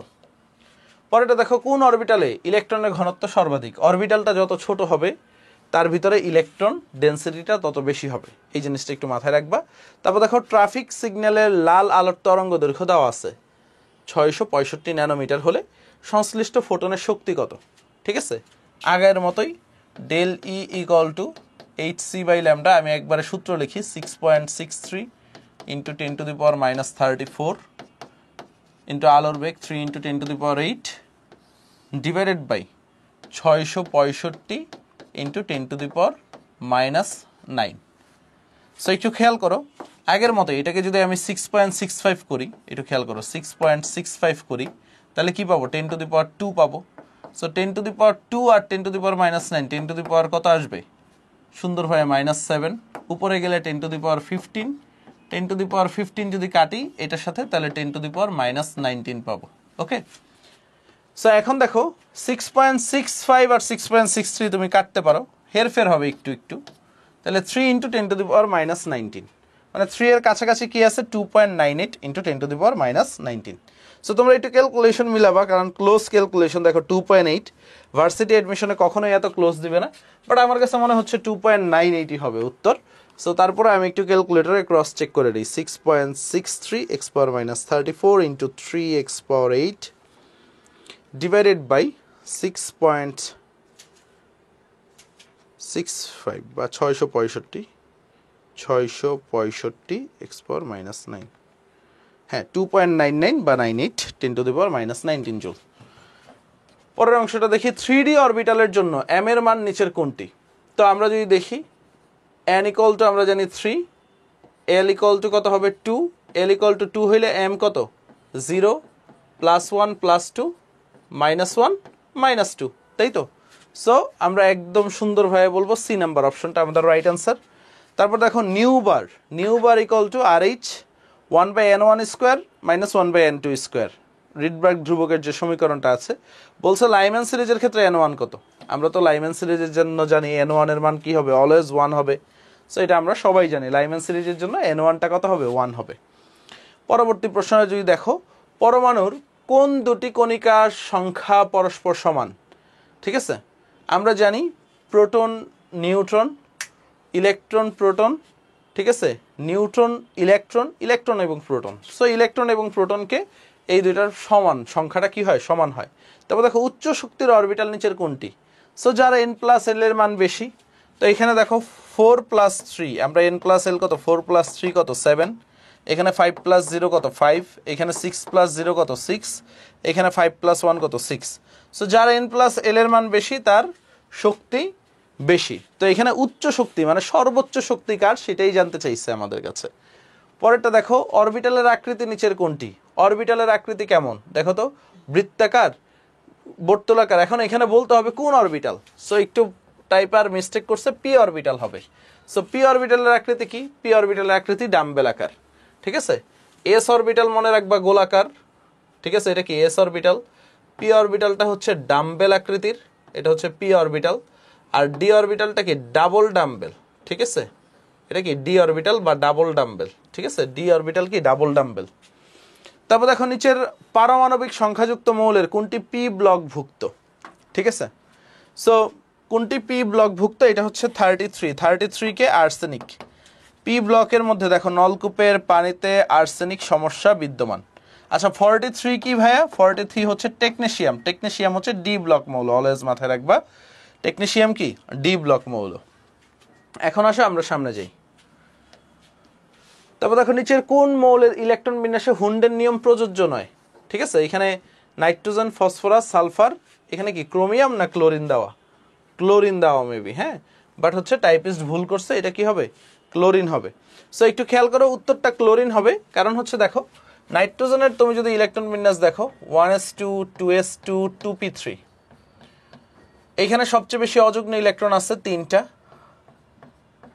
তারপরে দেখো সালফারে যদি দেখো, ফসফরাসেও যদি দেখো, নিয়ন 3s2 3p3। দেখো পি অরবিটালেও সবচেয়ে বেশি অযুগ্ম ইলেকট্রন আছে, 3টা অযুগ্ম ইলেকট্রন আছে বা সিঙ্গেল ইলেকট্রন আছে, আনপেয়ার্ড ইলেকট্রন। সালফারে নিয়ন 3s2 3p4, এইখানেও ভালোই অযুগ্ম ইলেকট্রন আছে, প্রায় 2টাই অযুগ্ম ইলেকট্রন আছে। বাট এইখানে যদি ক্লোরিনটা দেখো 3s2 3p5, ক্লোরিনের ইলেকট্রন বিন্যাস যদি দেখো, এখানে সবচেয়ে কম অযুগ্ম ইলেকট্রন আছে, দেখো 5টা ইলেকট্রন। সো এই কারণে আমরা এখানে যেহেতু অযুগ্ম ইলেকট্রনের সংখ্যা একেবারেই কম, বা চাইলেও আমি সর্বাধিক সংখ্যকে অযুগ্ম রাখতে পারতেছি না, তো আমি এই কারণে বলতে পারি ক্লোরিনটা হুন্ডের নিয়ম প্রযোজ্য নয় ক্লোরিনের ক্ষেত্রে। তারপর দেখো তরঙ্গ সংখ্যা কোন রশ্মির ক্ষেত্রে বেশি হয়? তরঙ্গ সংখ্যা একটা জিনিস মাথায় রাখো, তরঙ্গ সংখ্যাও কিন্তু তরঙ্গ দৈর্ঘ্যের ব্যস্তানুপাতিক, মানে 1/λ। তরঙ্গ সংখ্যাটাও কি তরঙ্গ দৈর্ঘ্যের ব্যস্তানুপাতিক। সো আমরা দেখছি যার তরঙ্গ দৈর্ঘ্য কম তার তরঙ্গ সংখ্যা বেশি, আবার যার তরঙ্গ দৈর্ঘ্য কম তার কম্পাঙ্ক বেশি, একটু আগেও দেখছি। তাহলে দেখো মহাজাগতিক রশ্মি, গামা রশ্মি, রঞ্জন রশ্মি, অতিবেগুনি রশ্মি, দেখো রঞ্জন রশ্মি এসে পড়ছে কিন্তু, মহাজাগতিক রশ্মি, গামা রশ্মি, রঞ্জন রশ্মি। তো রঞ্জন রশ্মির কি তরঙ্গ দৈর্ঘ্য কম, তরঙ্গ সংখ্যা বেশি। আমাদের হাফ সেঞ্চুরি হতে চলেছে। নিচের কোন মৌলের ইলেকট্রন বিন্যাস সাধারণ নিয়মের ব্যতিক্রম? আমি দেখাইছিলাম, এটা কি হবে? সিলভার হবে। দেখো কপার, সিলভার, গোল্ড বলছিলাম, এরা নিচে নিচে আছে, দেখবা পর্যায় সারণীতে একই গ্রুপে আছে। সো এরা সবাই ব্যতিক্রম ধর্মী ইলেকট্রন বিন্যাস প্রদর্শন করে। আইসোটোনের ক্ষেত্রে উদাহরণ নিচের কোনটি হবে? সো আমরা যদি দেখি, যার হচ্ছে আমরা কি বলবো, যার নিউট্রন সংখ্যা সমান। সো এখন দেখো ডি নাম্বার অপশনটা 31 থেকে 15 বাদ দিলে 16, 32 থেকে 16 বাদ দিলে 16, এটা নিউট্রন সংখ্যা সমান। বাকিগুলো সমান না, দেখো 30 থেকে 18 বাদ দিলে 12 হয়, 40 থেকে 20 বাদ দিলে 20, দেখাই যায়। এখানে 13 থেকে 6 বাদ দিলে 7, 13 থেকে 7 বাদ দিলে 6, নিউট্রন সংখ্যা মিলতেছে না। 40 থেকে 19 বাদ দিলে 21, 40 থেকে 20 বাদ দিলে 20। সো দেখো শুধুমাত্র ডি নাম্বার অপশনে নিউট্রন সংখ্যাটা সমান। পরের প্রশ্নে যদি যাই ভাইয়া, নিচের কোন আয়নটি অধিক স্থিতিশীল হবে? সো অলওয়েজ মাথায় রাখবা কপার 2+। এখন অনেকের কনফিউশন, ভাইয়া কপার প্লাসে তো ডি অরবিটাল পূর্ণ আছে, কপার 2+এ তো ডি অরবিটাল পূর্ণ নাই। সো এই জিনিসটা দিয়ে হচ্ছে স্টেবিলিটি মেজার করে না, স্টেবিলিটিটা মেজার করে হচ্ছে চার্জ ডেন্সিটি দিয়ে। মনে রাখবা যার চার্জ ডেন্সিটি বা চার্জ ঘনত্ব যার বেশি, তার স্টেবিলিটিটা বেশি। এই জিনিসটা একটু মাথায় রাখো, ঠিক আছে? যার চার্জ ঘনত্ব বেশি তার স্টেবিলিটি বেশি, এই জিনিসটা অলওয়েজ মাথায় রাখবা। সো কপার 2+ এর চার্জ ঘনত্বটা ভাইয়া বেশি। ঠিক সেম ভাবে দেখবা আয়রন 2+ আর আয়রন 3+ এর ভিতরে, আয়রন 2+ আর আয়রন 3+ এর ভিতরে আয়রন 3+ এর চার্জ ঘনত্ব বেশি। ঠিক আছে, চার্জ ঘনত্ব কিভাবে বের করে? চার্জকে তুমি যদি ভর দিয়ে ভাগ করো তাহলে চার্জ ডেন্সিটি পাবা, চার্জ বাই মাস ডেন্সিটি বলি আমরা এটাকে। যেমন কপার +1 তুমি কপারের ভর দিয়ে ভাগ করো, কপার 2+2 কে তুমি কপারের ভর দিয়ে ভাগ করো। সো দেখো কোন ক্ষেত্রে চার্জ ডেন্সিটি বেশি পাও? অবশ্যই কপার 2+ এর ক্ষেত্রে। আবার দেখো নিচের কোনটির ক্ষেত্রে বোর তত্ত্ব প্রযোজ্য নয়? সো এই জিনিসটা একটু মাথায় রাখবা। সো বোর তত্ত্ব কাদের জন্য প্রযোজ্য? যাদের একটা ইলেকট্রন আছে। সো একটা ইলেকট্রন বিশিষ্ট পরমাণুর ক্ষেত্রে পরমাণু বা আয়নের ক্ষেত্রে বোর তত্ত্ব প্রযোজ্য। বাট হাইড্রোজেন প্লাস দেখো এটার ক্ষেত্রে প্রযোজ্য নয়, কারণ এখানে ইলেকট্রন সংখ্যা কত? 0। হাইড্রোজেনে একটা ইলেকট্রন আছে। হিলিয়াম প্লাস, হিলিয়ামে 2টা ইলেকট্রন, একটা চলে গেছে, একটা ইলেকট্রন। তারপর দেখো লিথিয়াম 2+, 3টা ইলেকট্রন, 2+ মানে কি 2টা চলে গেছে, এখন কয়টা আছে? একটা ইলেকট্রন আছে। বাট H+ বা প্রোটনে কোনো ইলেকট্রন নাই। প্রোটনে কি হয় ভাইয়া? প্রোটনে হচ্ছে ইলেকট্রন সংখ্যা 0, এই কারণে এর ক্ষেত্রে বোর তত্ত্বটা প্রযোজ্য না। হাইড্রোজেন পরমাণুর প্রথম কক্ষপথের ইলেকট্রনের শক্তি E হলে তৃতীয় কক্ষপথের শক্তি কত? সো প্রথম কক্ষপথের শক্তি দেখো আমরা E1 = লিখতে পারি, একটু খেয়াল করো, E1 = আমরা লিখতে পারি যে হচ্ছে Z minus Z divided by n square বা minus Z square divided by n square. তা হাইড্রোজেনের জন্য জেড স্কোয়ারের মান কত 1, পারমাণবিক সংখ্যা 1, প্রথম কক্ষপথ যেহেতু 1 স্কোয়ার, তাইলে হাইড্রোজেনের জন্য প্রথম শক্তি স্তর কত হয় 1 হয়, ঠিক আছে। ইন্টু 13.6 ইলেকট্রন ভোল্ট আছে, এটা দিতে পারো 13.6 ইলেকট্রন ভোল্ট, এটা দিতে পারো ইন্টু 13.6 ইলেকট্রন ভোল্ট দিয়ে দাও, কোনো সমস্যা নেই। এখন বলছে তৃতীয় কক্ষপথের শক্তি E3 কত হবে, তো 1/9 ইন্টু 13.6 ইলেকট্রন ভোল্ট, তাই না। এখন বলছে প্রথম কক্ষপথের শক্তি যদি E হয়, তো এখন দেখো E3 আমি কি বলতে পারতেছি, দেখো মাইনাস 13.6 ইলেকট্রন ভোল্ট, দেখো এই মাইনাসটা আর 13.6টা, দেখো মাইনাস 13.6 এখানে কত পাইলাম E1 এর পাইলাম না, তাহলে দেখো আমি কি বলতে পারতেছি E ডিভাইডেড বাই 9, কারণ কি আমি 1/9 তো আছেই, এটার সাথে কি করলাম ইটা নিলাম, কারণ প্রথম কক্ষপথের শক্তিটা E বলছে। সো E3টা কি হবে E1 ইন্টু 1/9, তাই না, এটাই বলছে তৃতীয় কক্ষপথের ইলেকট্রনের শক্তি কত হবে, প্রথম কক্ষপথের শক্তির কে 9 দিয়ে ভাগ করবা, শেষ। তারপর দেখো এটা তো E1। হাইড্রোজেন পারমাণবিক বর্ণের কোন সিরিজটি দৃশ্যমান অঞ্চলে, আমি একটু আগে লিখে দিয়েছিলাম তোমাদের, লাইমেন অতিবেগুনি, বামার কি দৃশ্যমান, ঠিক আছে, আর বাকিগুলা কি সব অবলোহিত। সো উত্তর কি বামারটা দৃশ্যমান। পরেরটায় যদি যাও, সহকারী কোয়ান্টাম সংখ্যার মান 2 হলে, মানে এল এর মান 2 হলে এম এর মান কয়টি হবে, এল এর মান 2 হইলে আমরা জানি এম এর মান 5টা পাই, কারণ কি এম এর মানটা কি 12 প্লাস 1 সংখ্যক পাই, অর্থাৎ এল এর মান যদি 2টা হয় তাহলে এম এর মান কয়টা পাবো 5টা, এল এর মান যদি হচ্ছে 3 হয় এম এর মান কয়টা পাবো 7টা পাবো, কারণ 2 এর জন্য দেখো আমরা কি পাই 0 প্লাস 1 প্লাস 2 পাই, দেখো 3টা পেয়ে গেছে -1 -2, ওকে ডান। আয়রন 2 প্লাস এর ডি অরবিটালে ইলেকট্রন সংখ্যা কয়টি, আয়রন 2 প্লাস, সো আয়রন আমরা কি জানি, আয়রন জানি হচ্ছে, একটু খেয়াল করো আয়রন তো 26, সো যদি লিখি আর্গন 3d6 4s2, সো যখন আয়রন 2 প্লাস হবে তখন কি হবে ভাইয়া, এই 4s থেকে 2টা ইলেকট্রন চলে যাবে, সো আর্গন 3d6ই থাকবে, 4s কি হয়ে যাবে 0 হয়ে যাবে। সো ডি অরবিটালে কয়টা ইলেকট্রন আছে, 6টা ইলেকট্রন আছে, উত্তর কি 6টা। পরেরটায় যদি যাই, কোন অরবিটালটি সম্ভব, সো একটা টেকনিক শিখিয়ে দেই, দেখো এস পি ডি এফ 1 2 3 4 এই হয়ে যাবা, এর আগে যতগুলো আছে সব অসম্ভব, যেমন 2 এর আগে 1p আছে, ডি এর আগে 1d 2d, তারপর 1f 2f 3f, সো এই যে এইগুলা যেগুলো দেখতেছো এইগুলা সব অসম্ভব, এগুলা কি সব অসম্ভব, এই জিনিসটা একটু মাথায় রাখো। তাহলে কোনটা সম্ভব খেয়াল করো, কোনটা সম্ভব 3dটা সম্ভব, ঠিক আছে।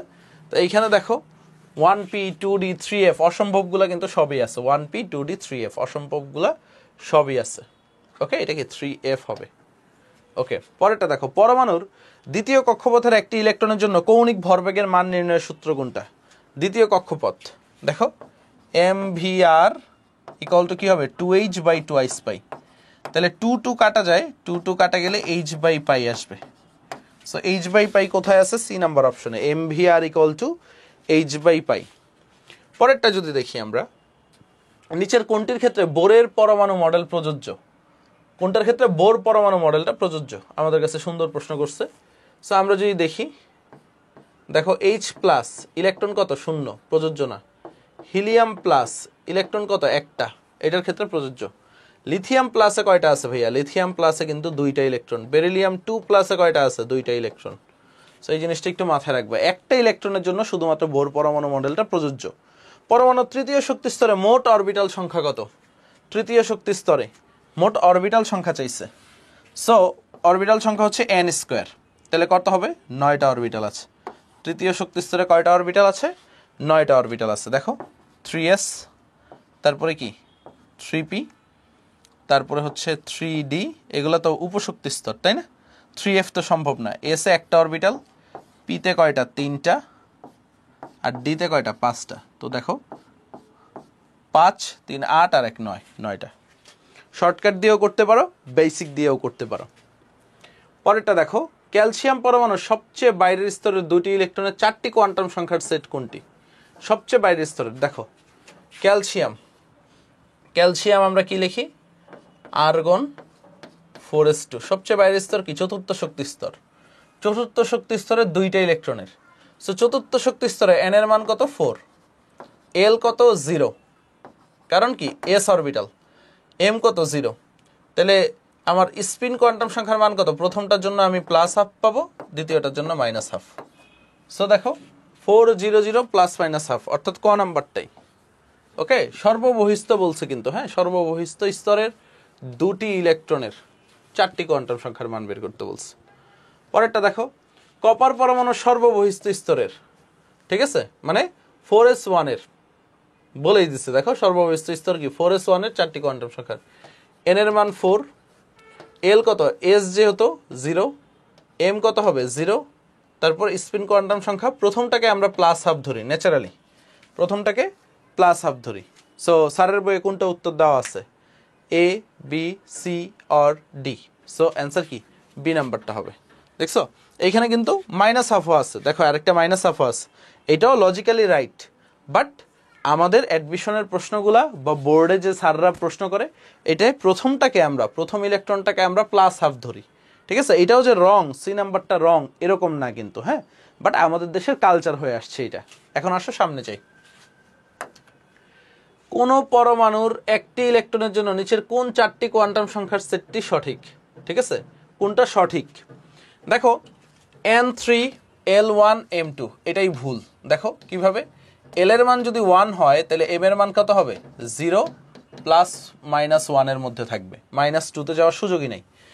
n1 l1, n আর l কখনো সমান হবে না, এটাও ভুল। দেখো n যদি 1 হয় l কত হবে? 0 হবে, মানে n-1, l কখনোই সমান হইতে পারবে না n এর। তারপর দেখো n2 l1 m0 s+½ এটা সঠিক। দেখো n l এর থেকে বড়, কারণ কি n2 হইলে l কি হইতে পারে? 0 আর 1 হইতে পারে। l 0 হইলে m0 হইতে পারে, m1 হইলে m0 +1 -1 হইতে পারে, আর s+½ হইতে পারে। সো অ্যান্সার কি? সঠিক হচ্ছে সি নাম্বারটা। আর এখানে দেখো, এই যে দেখো পদ্মারি করছে, l যদি 1 হয় m কত হবে? 0 +1 -1 হবে, +2 তো জীবনেই হবে না। সো অ্যান্সার কি? সি নাম্বারটা। চমৎকার প্রশ্ন ছিল। উপশক্তি স্তরে ইলেকট্রন ধারণ ক্ষমতা নির্ণয়ের ফর্মুলা কোনটি? উপশক্তি স্তরে, এই প্রশ্নটা একটু আগে আসছিল। উপশক্তি স্তরে ইলেকট্রন ধারণ ক্ষমতা 2 × 12 + 1। নিচের কোন নিয়মের সাহায্যে একটি উপশক্তি স্তরে মোট ইলেকট্রন ধারণ ক্ষমতা গণনা করা যায়? উপশক্তি স্তরে দেখো উপরেরটা আর নিচেরটা কিন্তু সেম। উপশক্তি স্তরে মোট ইলেকট্রন ধারণ ক্ষমতা 2 × 12 + 1। ক্লিয়ার? দেখো কোন নিয়মের সাহায্যে একটি উপশক্তি স্তরে মোট ইলেকট্রন ধারণ ক্ষমতা, একই প্রশ্ন। তারপর দেখো মৌলের পরমাণুর কোনটিতে সর্বোচ্চ 6টি ইলেকট্রন থাকতে পারে? কোনটায় সর্বোচ্চ 6টি ইলেকট্রন থাকতে পারে? একটি ডি অরবিটালে, পি শক্তি স্তরে, তৃতীয় শক্তি স্তরে, যোজ্যতা স্তরে। কোনটা হবে? ঠিক আছে, অ্যান্সার কি হবে? পিতে সর্বোচ্চ 6টি থাকতে পারে। ঠিক আছে, সর্বোচ্চ 6টি বার থাকতে পারে পি উপশক্তি স্তরে, কারণ পি উপশক্তি স্তরে এই অরবিটাল কয়টা আছে? 3টা আছে। ঠিক আছে, সর্বোচ্চ 6টা থাকতে পারে কই? পিতে। তারপর দেখো নিচের কোনটির ইলেকট্রন বিন্যাস অ্যালুমিনিয়াম, এটা কি 3+ হবে না ব্রো? হ্যাঁ 3+ হবে, টাইপেস একটু ভুল করছে, অ্যালুমিনিয়াম 3+ আয়নের মতো। হ্যাঁ কি বলছে? অ্যালুমিনিয়াম 3+ আয়নের মতো। অ্যালুমিনিয়াম 3+ মানে কি দেখো তো? অ্যালুমিনিয়াম 3+ মানে হচ্ছে নিয়নের কাঠামো, নিয়ন। কারণ কি এখানে 10টা ইলেকট্রন থাকবে, 3s 3p যে আছে এখানে সব 0 হয়ে যাবে, নিয়নের কাঠামো। এখন দেখো ফ্লোরাইডটা যেটা আছে এটা কিন্তু নিয়নের কাঠামো, কারণ ফ্লোরিন কয়টা ইলেকট্রন? 9টা। মাইনাস মানে কি? সে একটা গ্রহণ করছে। তো ফ্লোরাইডের কি 10টা ইলেকট্রন আছে, মানে কি সে নিয়নের কাঠামো লাভ করছে, অন্য কারো হবে না। অক্সিজেন যদি 2- হইতো তাইলে অ্যালুমিনিয়াম 3+ পাইতাম। ক্লোরাইড তো হবেই না, ম্যাগনেসিয়াম 2+ হইলে তাইলে গিয়ে নিয়নের মতো বা অ্যালুমিনিয়াম 3+-এর মতো ইলেকট্রন বিন্যাস হইতো। তারপর দেখো কপারের 29তম ইলেকট্রনটি কোন অরবিটালে প্রবেশ করে? দেখো আমরা কি জানি? 4s1 3d 10। 4s এ কত নাম্বার ইলেকট্রন প্রবেশ করে? 19 নাম্বার ইলেকট্রন। 4s এ কত? 19 নাম্বার ইলেকট্রন। তাহলে 29তমটা কোথায়?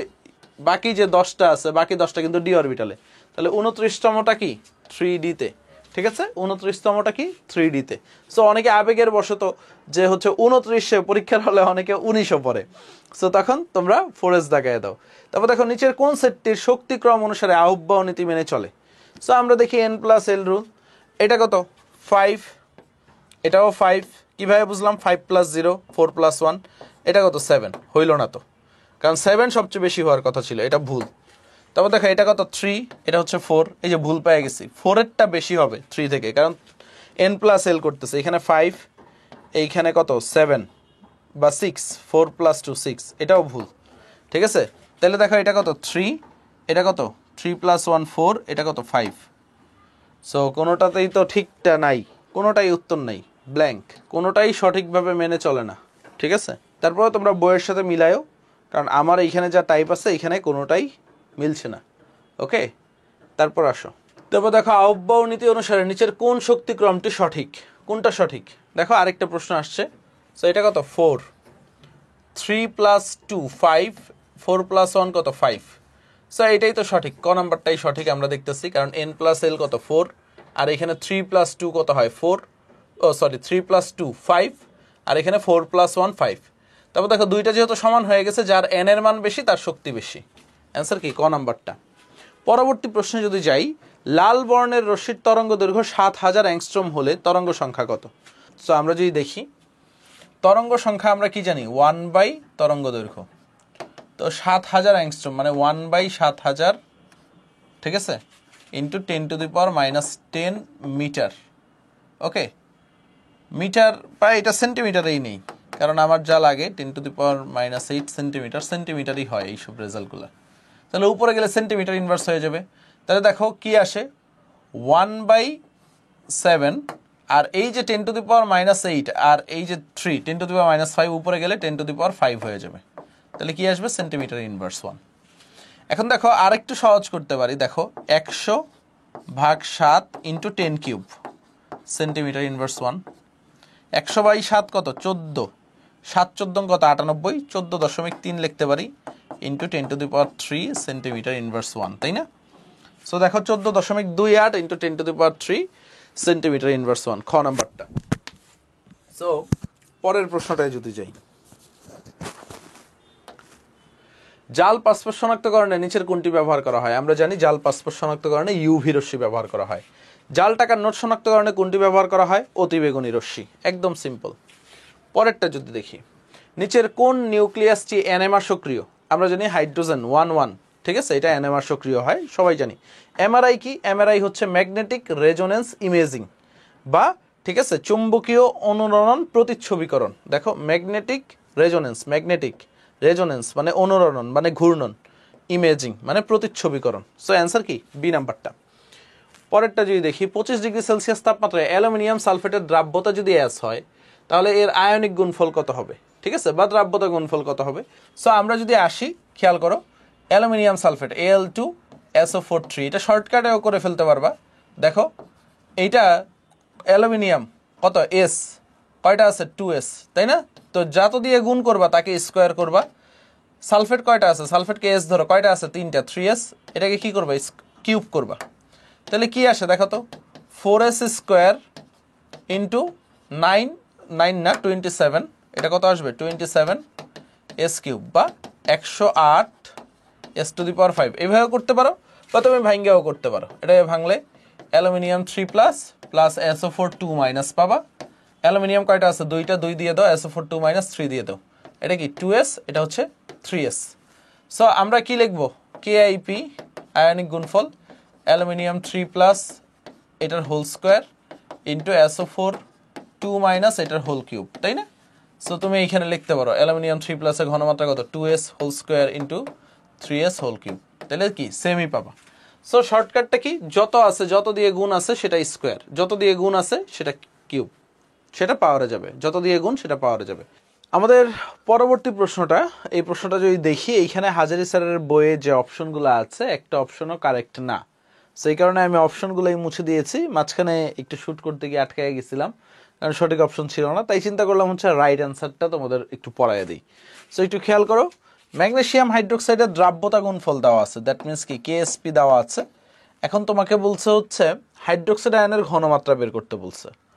এখন ঘনমাত্রা কি, ঘনমাত্রাকে আমরা বলি সি দিয়ে প্রকাশ করি। সো ম্যাগনেসিয়ামের জন্য সি ইকুয়াল টু এস, আর হাইড্রোক্সাইডের জন্য ঘনমাত্রা সি ইকুয়াল টু আমরা জানি 2s। কারণ কি, এই যে এখানে দুইটা হাইড্রোক্সাইড আছে। সো এখন হাইড্রোক্সাইডের ঘনমাত্রাটা বের করতে বলছে। সো এখানে হাইড্রোক্সাইডের ঘনমাত্রাটা আমরা কি বলবো, হাইড্রোক্সাইডের ঘনমাত্রাটা অলওয়েজ মাথায় রাখবো হচ্ছে 2s। ওকে, সো এখানে দ্রাব্যতা গুণফল কি, s into 2s whole square. আমরা কি জানি s ইন্টু 2s এটার হোল স্কোয়ার, তাহলে কি বলবো 4s cube. So 4s cube সমান সমান কত দেওয়া আছে দেখো তো, 4 ইন্টু 10⁻³ এটা এডমিশনে আসার মতো। সো দেখো আলটিমেটলি আমরা যদি কাটাকাটি করি 4 4 কাটা যায়, তাই না? সো আমরা লিখতে পারি s কিউব ইকুয়াল টু 10⁻³ তো দেন ফাইনালি যদি আসি s ইকুয়াল টু 3√10⁻³ আসে, বা আরও সুন্দরভাবে যদি করি 10⁻³ ডিভাইডেড বাই 1/3, বা এটা যদি করি 1/3 তাহলে 10⁻⁻1 আসে বা 0.1 আসে। সো এটা তো আমরা পাইলাম কি, দ্রাব্যতা। আমরা কি পাইলাম, দ্রাব্যতা। এখন হাইড্রোক্সাইডের ঘনমাত্রা কি, আমরা জানি হাইড্রোক্সাইডের ঘনমাত্রা হচ্ছে 2s, অর্থাৎ 2 ইন্টু 10⁻⁻1। ওকে, বা আমি যদি লিখি 2s তাহলে 2 ইন্টু 10⁻⁻1। তো হাজারি স্যারের বইয়ে উত্তরটা দেওয়া আছে শুধুমাত্র 10⁻⁻1, যেটা ভুল উত্তর। ওকে, সো এই জিনিসটা একটু মাথায় রাখো। 30°C তাপমাত্রায় লেড সালফেটের দ্রাব্যতা গুণফল 1.7 ইন্টু 10⁻⁵ হলে তখন এর সম্পৃক্ত দ্রবণে সালফেট আয়নের ঘনমাত্রা কত? সো এটা একদম সহজ। দেখো লেড সালফেটকে যদি আমরা ভাঙাই তাহলে কি পাবো, দেখো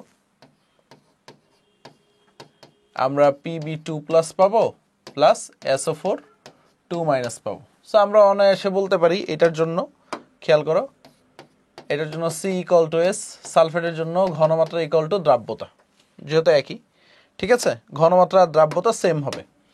এখন আমরা যদি দ্রাব্যতাটা বাইর করে ফেলতে পারি তাইলেই হবে। এখন দ্রাব্যতা গুণফল কত, KSP, এটা কত s²।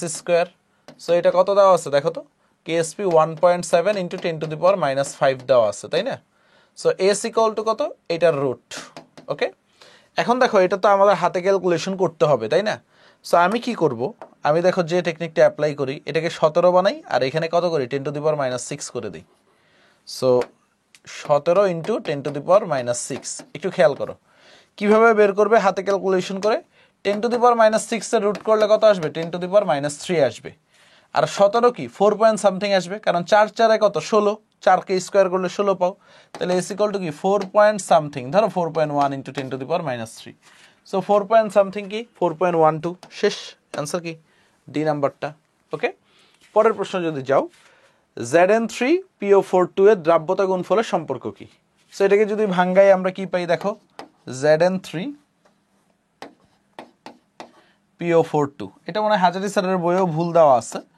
সো তোমরা একটু দেখো, হাজারি স্যারের বইয়ে ভুল দেওয়া আছে মানে কি ভুল পড়তে হবে এমন না। জিঙ্ক 2+ হয় প্লাস PO4 3- হবে, তাই না? এখন জিঙ্ক কয়টা আছে, 3টা আছে, এখানে আগে 3 বসবে। PO4 কয়টা আছে, 2টা আছে, 2 বসবে।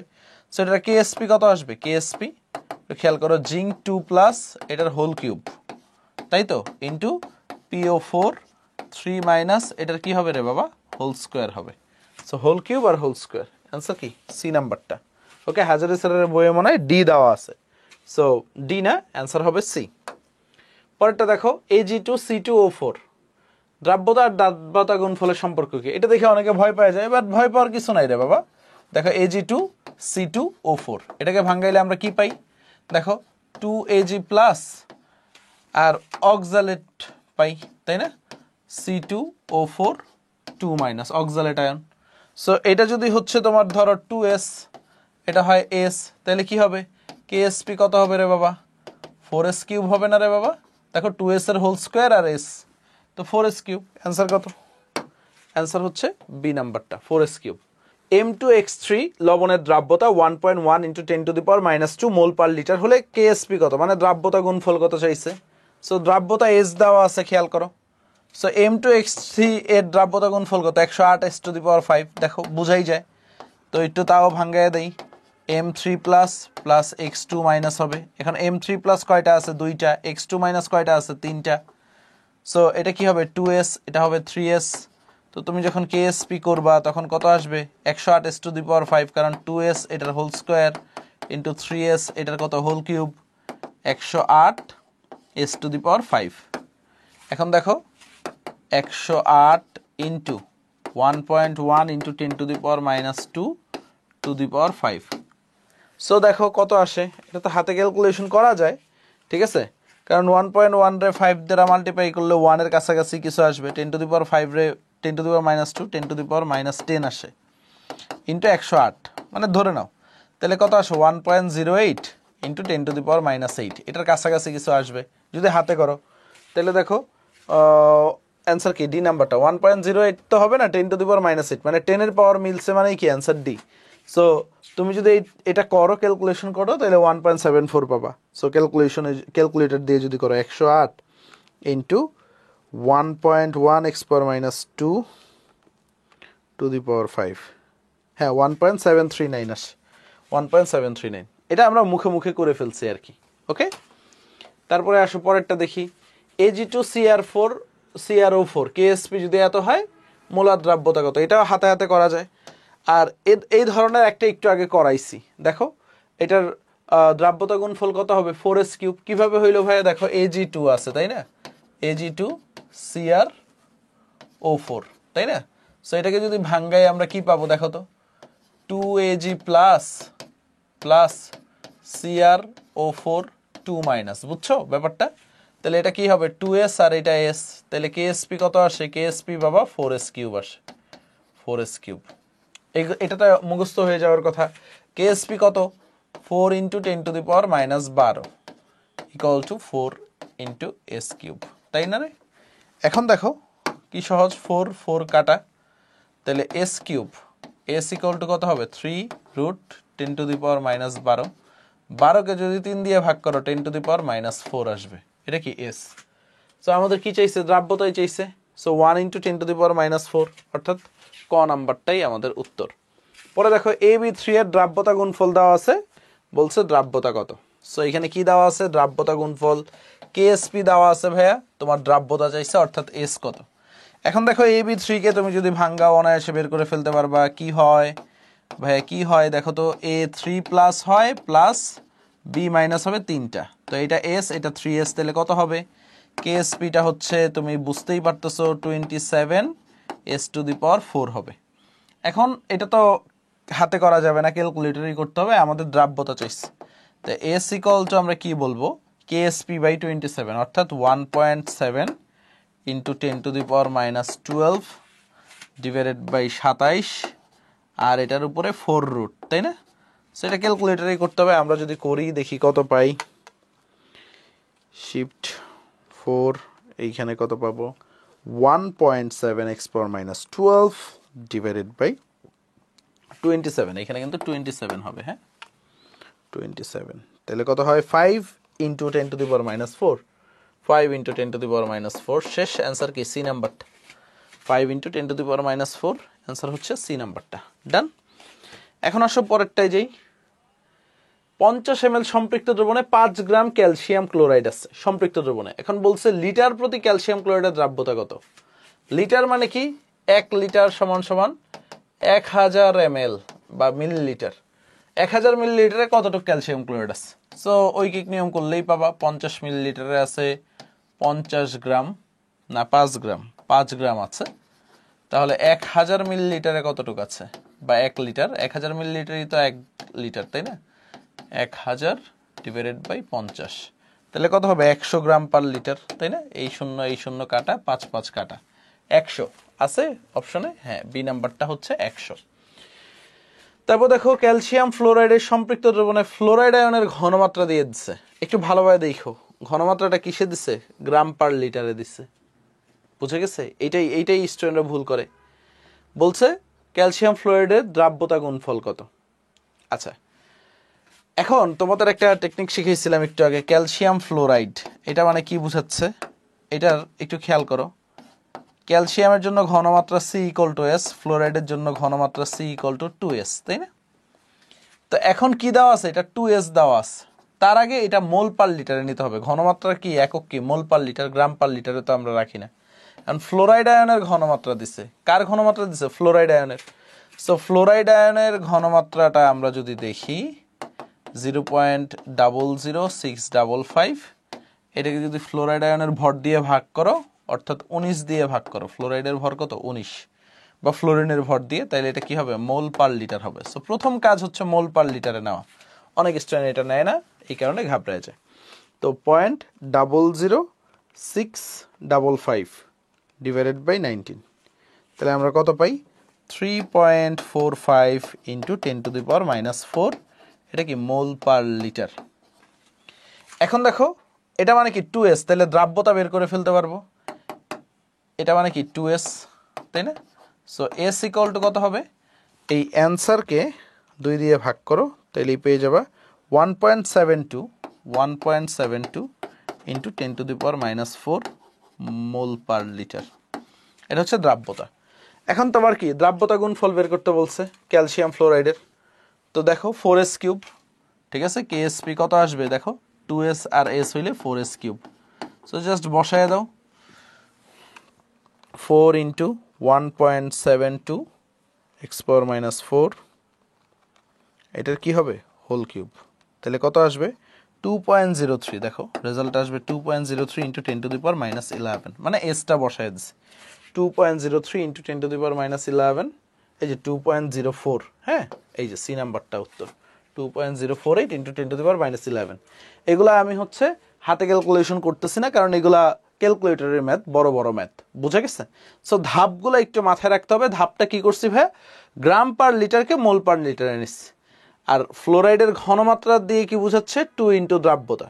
তার মানে কি, যেহেতু ফ্লোরাইডের ঘনমাত্রা দেওয়া আছে, এখানে 2s দেওয়া আছে, তো আমাদের s বের করতে হবে। s বের করলেই আমি দ্রাব্যতা গুণফলটা বের করে ফেলতে পারতেছি। পরেরটা দেখো, অদক্ষেপের শর্ত কি? আয়নিক গুণফল দ্রাব্যতা গুণফলের থেকে বেশি হইতে হবে, তাইলে অদক্ষেপ পড়বে। তারপর দেখো A B, A plus plus B minus, আয়নিক গুণফল কোনটা? A plus into B minus, শেষ। এদের ঘনমাত্রার গুণফল। তারপর দেখো mx2 এর কেএসপি দেওয়া আছে, মোল পার লিটার এককে দ্রাব্যতা কত? আচ্ছা ভালো কথা, mx2 এর জন্য দ্রাব্যতা গুণফল কত? mx2 যদি দেখো, তো তুমি কি বলবা? m2 plus plus x minus, কয়টা আছে? 2টা আছে। সো s 2s, তাহলে কেএসপি বলবা কত? KSP 4s cube. শেষ, খেলা খতম। তো এখন আমাদের দ্রাব্যতা বের করতে বলবে। s ইকুয়াল টু কি বলবো? 3 রুট কেএসপি ডিভাইডেড বাই 4, তাই কিনা? তো আমরা যদি বলি 3 রুট কেএসপির ভ্যালু কত? কেএসপির ভ্যালু হচ্ছে 7.4 ইন্টু 10⁻⁻11 ডিভাইডেড বাই 4, তাই না? সো আমরা যদি বলি, এটা হাতেও করা যায় চাইলে। দেখো তুমি যদি এটা 74 করো, খেয়াল করো, এটা যদি 74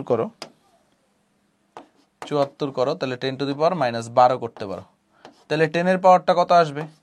ঠিক আছে, 10 এর পাওয়ারটা এখানে আসবে তোমার হচ্ছে 12কে 3 দিয়ে ভাগ করলে 10⁻⁻4, আর 74কে 4 দিয়ে ভাগ করো, 4 15 60, আর হচ্ছে 4 18 72, তো 18.5 root over 3 root 18.5 into 10⁻⁻4।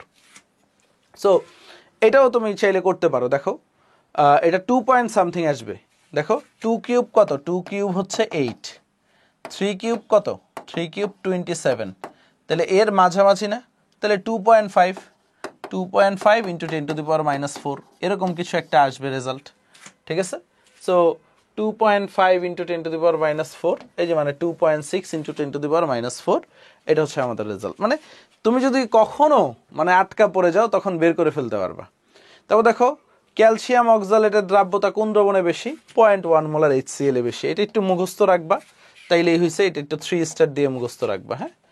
HCl সলিউশনে calcium অক্সালেটের দ্রাব্যতাটা বেশি।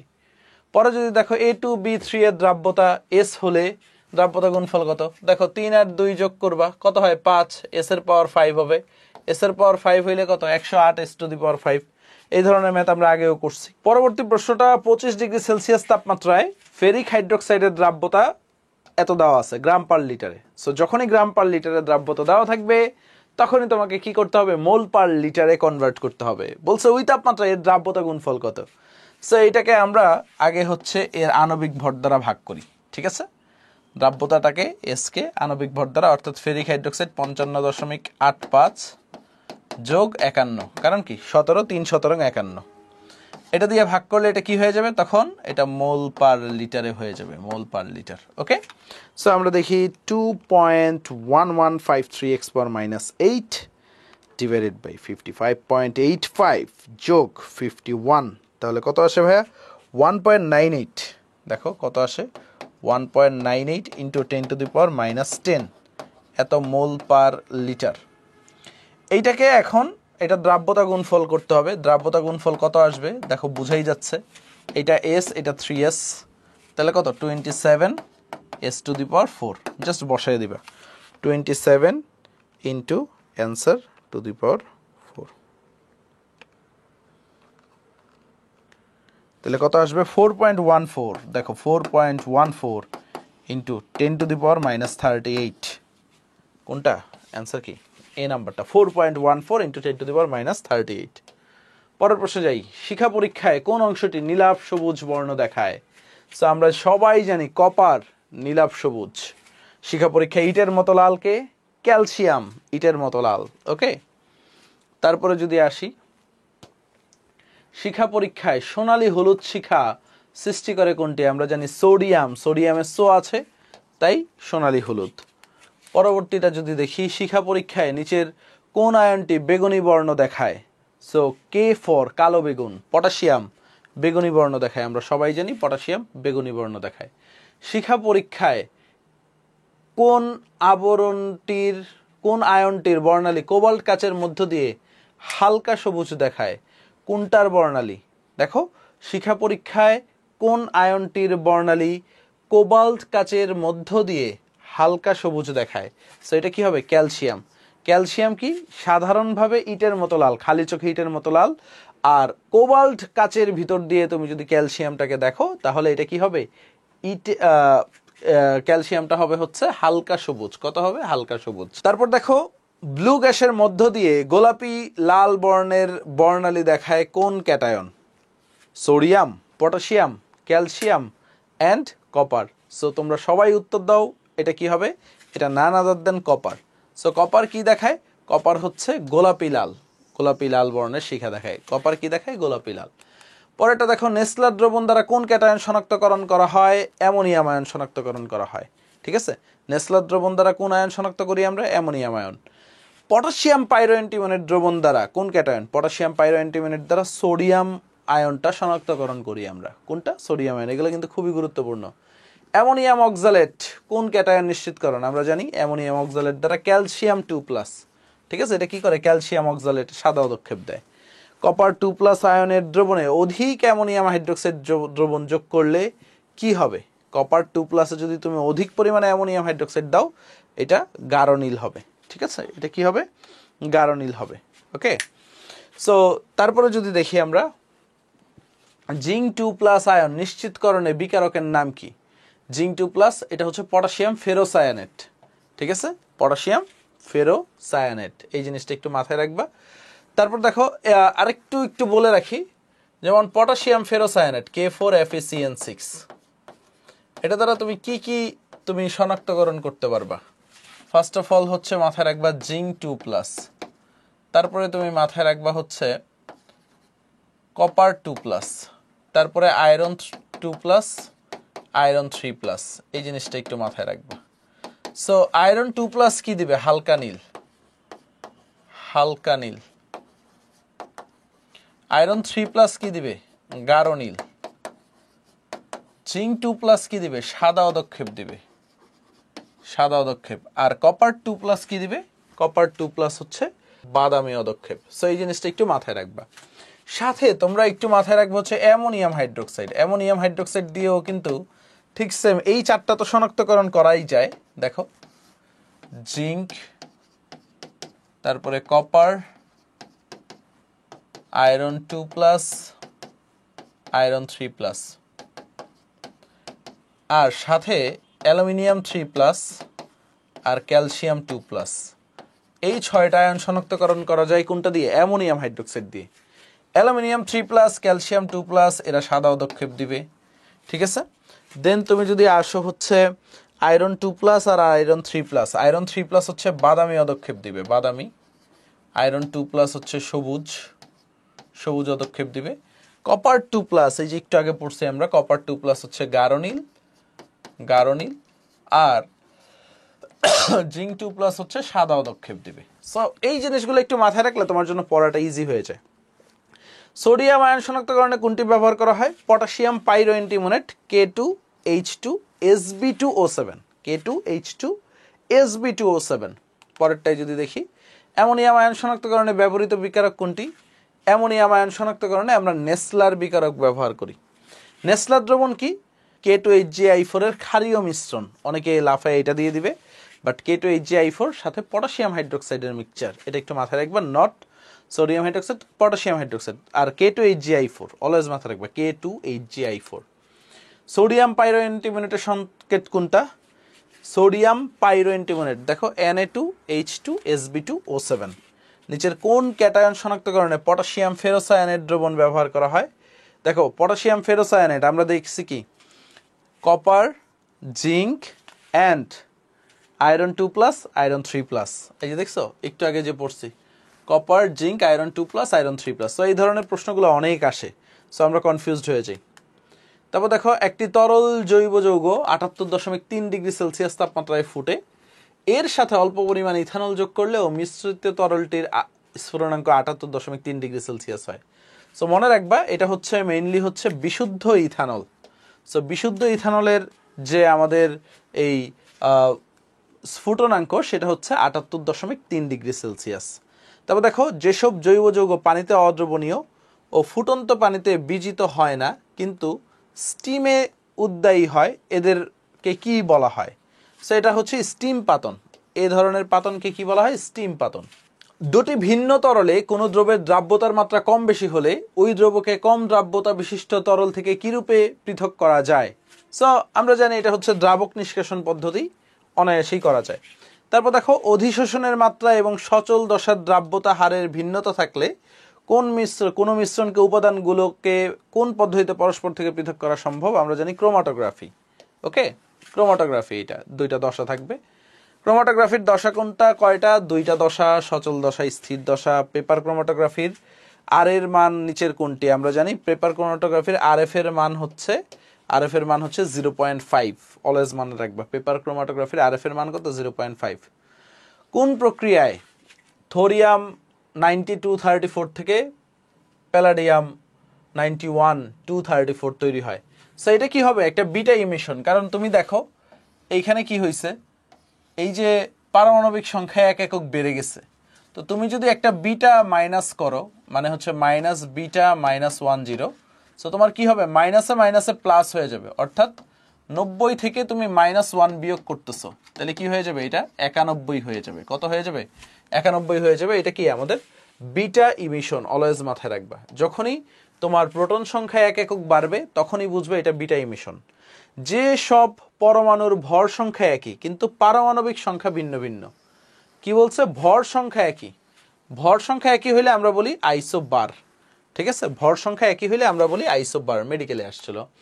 নিচের কোন আলোক রশ্মির তরঙ্গ দৈর্ঘ্য সবচেয়ে বেশি? সো আমি তোমাদের এই ক্লাসে শুরু থেকেই বলতেছি, মহাজাগতিক রশ্মি, গামা রশ্মি, রঞ্জন রশ্মি, অতি বেগুনি রশ্মি, তারপরে মাঝখানে কি আছে? দৃশ্যমান, অবলোহিত, মাইক্রোওয়েভ, রেডিও ওয়েভ। সো কাঠটার তরঙ্গ দৈর্ঘ্য সবচেয়ে বেশি। আমরা জানি উপর থেকে নিচে গেলে তরঙ্গ দৈর্ঘ্য বাড়ে। মাইক্রোওয়েভ আর রেডিও ওয়েভের তরঙ্গ দৈর্ঘ্য সবচেয়ে বেশি। কোবাল্ট এবং কোবাল্ট 2+ এর জন্য কোন যোজ্যতা ইলেকট্রন বিন্যাসটি সঠিক হবে? কোবাল্ট কত? Iron cobalt. কোবাল্টের ইলেকট্রন পারমাণবিক সংখ্যা হচ্ছে 27। অর্থাৎ আমরা জানি যদি বলি 4s2 আর্গন, কোবাল্টের জন্য যদি বলি আর্গন 3d কত? 7 4s2। ওকে, আর যখন কোবাল্ট 2+ বলবো তখন হচ্ছে আর্গন 3d 7ই থাকবে, 4s0। ওকে, সো দেখো 4s0 3d 7, 4s2 3d 7, অর্থাৎ ডি নাম্বার অপশনটা রাইট। ওকে, 4s0 3d 7 এটা হচ্ছে কোবাল্ট 2+ এর জন্য, আর কোবাল্টের জন্য 4s2 3d 7। নিচের কোনটি ইলেকট্রন বিন্যাসের সাধারণ নিয়মের ব্যতিক্রম দেখায়? আমরা ক্রোমিয়াম দেখছি, এটা আগেও পাইছিলাম আমরা হাজারি স্যারের বইয়ে। এবং আমি পড়াইছিলাম, দেখো ক্রোমিয়ামের নিচে কে আছে, মলিবডেনাম মনে রাখবা, আর কপার তো প্রদর্শন করে, কপারের নিচে সিলভার আর গোল্ড। তারপরে দেখো রিডবার্গ ধ্রুবক, গ্রিগনার্ড না, এটা একটু টাইপার ভুল করছে, রিডবার্গ ধ্রুবক RH প্রকাশিত হয় হাইড্রোজেন পরমাণুর বর্ণালীর বামার সিরিজে সর্বনিম্ন তরঙ্গ সংখ্যার বিকিরিত রশ্মি কোনটি? ঠিক আছে, কি বলছে, সর্বনিম্ন তরঙ্গ সংখ্যার। সো বামার সিরিজের সর্বনিম্ন তরঙ্গ সংখ্যা কোনটা হবে? ঠিক তার উপরেরটা একটু খেয়াল করো, বামার সিরিজের জন্য n = 2, সর্বনিম্ন তরঙ্গটা আসবে, তরঙ্গ সংখ্যাটা কি হবে আমাদের ঠিক তার উপর থেকে আসবে, অর্থাৎ n = 3 থেকে আসবে। কোথা থেকে আসবে? n = 3 থেকে আসবে। সো আমরা যদি বলি বামার সিরিজের জন্য তরঙ্গ সংখ্যা নিউ বার = RH 1/n1² - 1/n2²। n1 তো জানি আমরা ছোট মান, সো RH 1/4 - 1/9। সো এটা যদি লসাগু করি আমাদের কি হবে, RH 5 হবে, নিচে 36, তো 5RH / 36। সো অ্যান্সার কি, বি নাম্বারটা, সর্বনিম্ন তরঙ্গ সংখ্যা 5RH / 36। পরেরটা যদি দেখি, শিখা পরীক্ষায় ব্যবহৃত কোবাল্ট ব্লু গ্যাস কোন আলো সম্পূর্ণ শোষণ করে? ঠিক আছে, কোন আলোটা সম্পূর্ণ শোষণ করে? হালকা বেগুনি, সোনালী হলুদ, নীলাভ সবুজ আর গোলাপি লাল। সোনালী হলুদ আলোটা সম্পূর্ণ শোষণ করে। 3 স্টার দিয়ে রাখো, এই ধরনের প্রশ্নগুলো কিন্তু মেডিকেলের জন্য অনেক বেশি ইম্পর্টেন্ট, দিয়ে দেয়। তারপর লবণের দ্রাব্যতা গুণফল নির্ণয়ে কোন ধরনের দ্রবণ উপযোগী?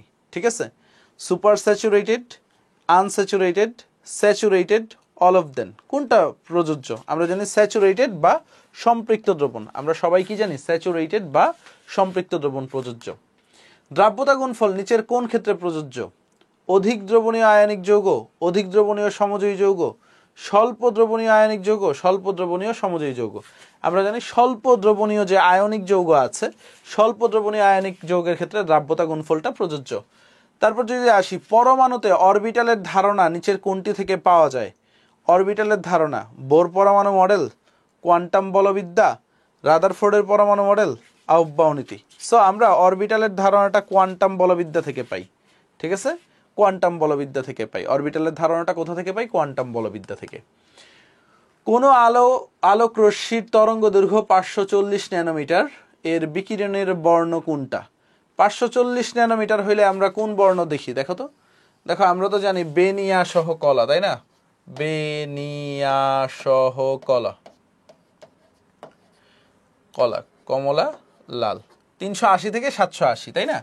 সো এটা তো বেগুনি কত, আমরা জানি 380, তারপর হচ্ছে এখানে 425, 450, তো 450 থেকে 475, তারপর গিয়া হলুদ হইতে পারে, হ্যাঁ এটা হলুদ, সবুজ, হ্যাঁ সবুজ 475 থেকে 540, এটা সবুজ রেঞ্জে পড়ে, হ্যাঁ সবুজ রেঞ্জে। সো তোমরা একটু চেক করে নিও, আমার মনে নাই ঠিক, অ্যাকচুয়ালি বুড়া হয়ে গেছি। সবুজ হবে উত্তর, আমার এইটুকু মনে আছে, এটা সবুজ হবে। একটি পরমাণুর পঞ্চম শক্তি স্তরে সর্বোচ্চ ইলেকট্রন ধারণ ক্ষমতা কত? সর্বোচ্চ কত ইলেকট্রন ধারণ করতে পারে পঞ্চম শক্তি স্তরে? সো এটা হচ্ছে 2n² সংখ্যক ধারণ করতে পারে, বাট আমাদের 32টার বেশি থাকে না। বাট অ্যান্সার কি হবে? অ্যান্সার হচ্ছে 2 × 5², অর্থাৎ 50টাই হবে উত্তর। উত্তর কি হবে? 50টা, তাই না? সর্বোচ্চ ধারণ ক্ষমতা 50টা, বাট 50টা তো থাকে না পঞ্চম শক্তি স্তরে, কারণ 50টা থাকার প্রয়োজনই পড়ে না, ওকে, কারণ ওই পরিমাণ অরবিটাল নাই, বাট ধারণ ক্ষমতা 50টা। 2p অরবিটালের n, l, m এর মান কোনটি? দেখো 2pর জন্য n এর মান কত? 2, আর l এর মান কত? আমরা যদি বলি p, যেহেতু p এর জন্য l এর মান 1, তাই না? l এর মান 1, আর m এর মান কত? 0, +1, -1। এই ধরনের প্রশ্ন আমরা আগেও করছি, তাই না? 2 1 -1 0 +1। তারপর দেখো 3D উপশক্তি স্তরে অনুমোদিত চৌম্বকীয় কোয়ান্টাম সংখ্যার মান কয়টি? তো দেখো যখনই আসবে ডি উপশক্তি স্তর, ডি উপশক্তি স্তরে চৌম্বকীয় কোয়ান্টাম সংখ্যা কয়টা থাকবে? 5টা, কারণ ডি এর জন্য এল এর মান কত? এল এর মান 2, এল এর মান 2 হইলে এম এর মান কয়টা হবে? 5টা হবে। 0 +1 +2 -1 -2, কয়টা হবে? 5টা হবে। পরের প্রশ্ন যদি দেখো, নিচের কোন সেটটিতে সমায়ন প্রভাব বিদ্যমান? ফার্স্ট অফ অল হচ্ছে দুইটাকেই আয়নিক যৌগ হইতে হবে, আয়নিক যৌগ না হইলেও পোলার যৌগ হইতে হবে। তো এখন দেখো এইখানে সি নাম্বার অপশনটায় দেখো, এটা হচ্ছে নন পোলার যৌগ, এটা পোলার যৌগ হবে না। এখানে সোডিয়াম ক্লোরাইড পোলার, বাট হচ্ছে মিথাইল ক্লোরাইড নন পোলার। পোলার হইলেও ঠিক আছে, এটা হবে না, সমযোজী আয়নিক হবে না, ঠিক আছে। হাইড্রোজেন সালফাইড আর হাইড্রোজেন ক্লোরাইডটা হবে। সো এই জিনিসটা একটু মাথায় রাখো, হাইড্রোজেন সালফাইড আর হাইড্রোজেন ক্লোরাইডটা হবে। ওকে, তারপরে দেখো ক্যালসিয়াম ফ্লোরাইডের দ্রাব্যতা 0.0002 মোল পার লিটার হলে দ্রাব্যতা গুণফল কত? সো দ্রাব্যতা দেওয়া আছে, দ্রাব্যতা গুণফল কত দেখো, এস আর 2s, তাহলে আমরা কি বলবো 4s কিউব, 4s কিউব, এটা কি দ্রাব্যতা গুণফল কেএসপি। তো আমরা যদি বলি 4 ইন্টু এস কিউব, মানে হচ্ছে এখানে 2 ইন্টু 10⁻⁻⁴, 2 ইন্টু 10⁻⁻⁴ হোল কিউব, এটা হাতে হাতেই করা যায়। দেখো 4 ইন্টু 2 কিউব কত, 8 ইন্টু 10⁻⁻12 হয়ে যাবে। 4 আটা কত 32, 32 ইন্টু 10⁻⁻12। সো 32 তো নাই, আছে 3.2, আমরা যদি 3.2 করি তাহলে 10⁻⁻11। অ্যান্সার কি বি নাম্বারটা, 3.2 ইন্টু 10⁻⁻11। পরের প্রশ্নটি, অ্যালুমিনিয়াম সালফেটের দ্রাব্যতা গুণফল দেওয়া আছে, অর্থাৎ এখানে কেএসপি দেওয়া আছে, বলছে সম্পৃক্ত দ্রবণে সালফেট আয়নের মোলার ঘনমাত্রা কত। সো আমরা এতক্ষণ যা পড়ছি, সালফেট আয়নের মোলার ঘনমাত্রা সি ইকুয়াল টু কত হবে, 3s হবে। আর অ্যালুমিনিয়ামের মোলার ঘনমাত্রা সি ইকুয়াল টু কত হবে ভাইয়া, 2s। ডান। সো এখন কথা হচ্ছে আমাদের ঘনমাত্রাটা বের করতে হবে। সো আর আমরা যেহেতু এখানে 2s আর 3s পাইছি, তো আমরা কেএসপিটা কি বুঝে গেছি ভাই, কেএসপিটা হবে 108 s⁵, বাট আমাদের তো দ্রাব্যতাটা আগে বের করতে হবে। সো আমরা কি বলতে পারি, 5 রুট কেএসপি ডিভাইডেড বাই 108, তাই কি না? সো এখন যদি সামনে যাই, দেখো 5 রুট কেএসপির ভ্যালু কত, 1.5 ইন্টু 10⁻⁻5, 1.5 ইন্টু 10⁻⁻5 ডিভাইডেড বাই কত হবে রে বাবা, 108। সো আমরা যদি করি তাহলে কত পাই দেখি, শিফট 5 1.5 x⁻⁻5 ডিভাইডেড বাই 108, তাহলে বলবো 0.04, তাই না? কি হবে 0.04, এত কি মোলার, তাই না? 0.0425 যদি আসি, 0.0425। এখন এটাকে 3 দ্বারা গুণ করতে হবে, শেষ। তাহলে আমাদের সালফেটের ঘনমাত্রা কত, SO4 মাইনাসের ঘনমাত্রা, এটাকে 0.0425 ইন্টু 3, তাহলে দেখো 0.0425 ইন্টু 3, যেহেতু ক্যালকুলেটর দিয়ে করছি সবাই, 0.1275, এরকম কিছু নাই অপশনে। তাহলে আমরা কত পাবো, 12.75 ইন্টু 10⁻⁻2, তাই না? 12.75 ইন্টু 10⁻⁻2 আছে কিনা, সি নাম্বার অপশন। পরেরটা দেখো, 25 ডিগ্রি সেলসিয়াস তাপমাত্রায় ক্যালসিয়াম হাইড্রোক্সাইডের দ্রাব্যতা গুণফল দেওয়া আছে।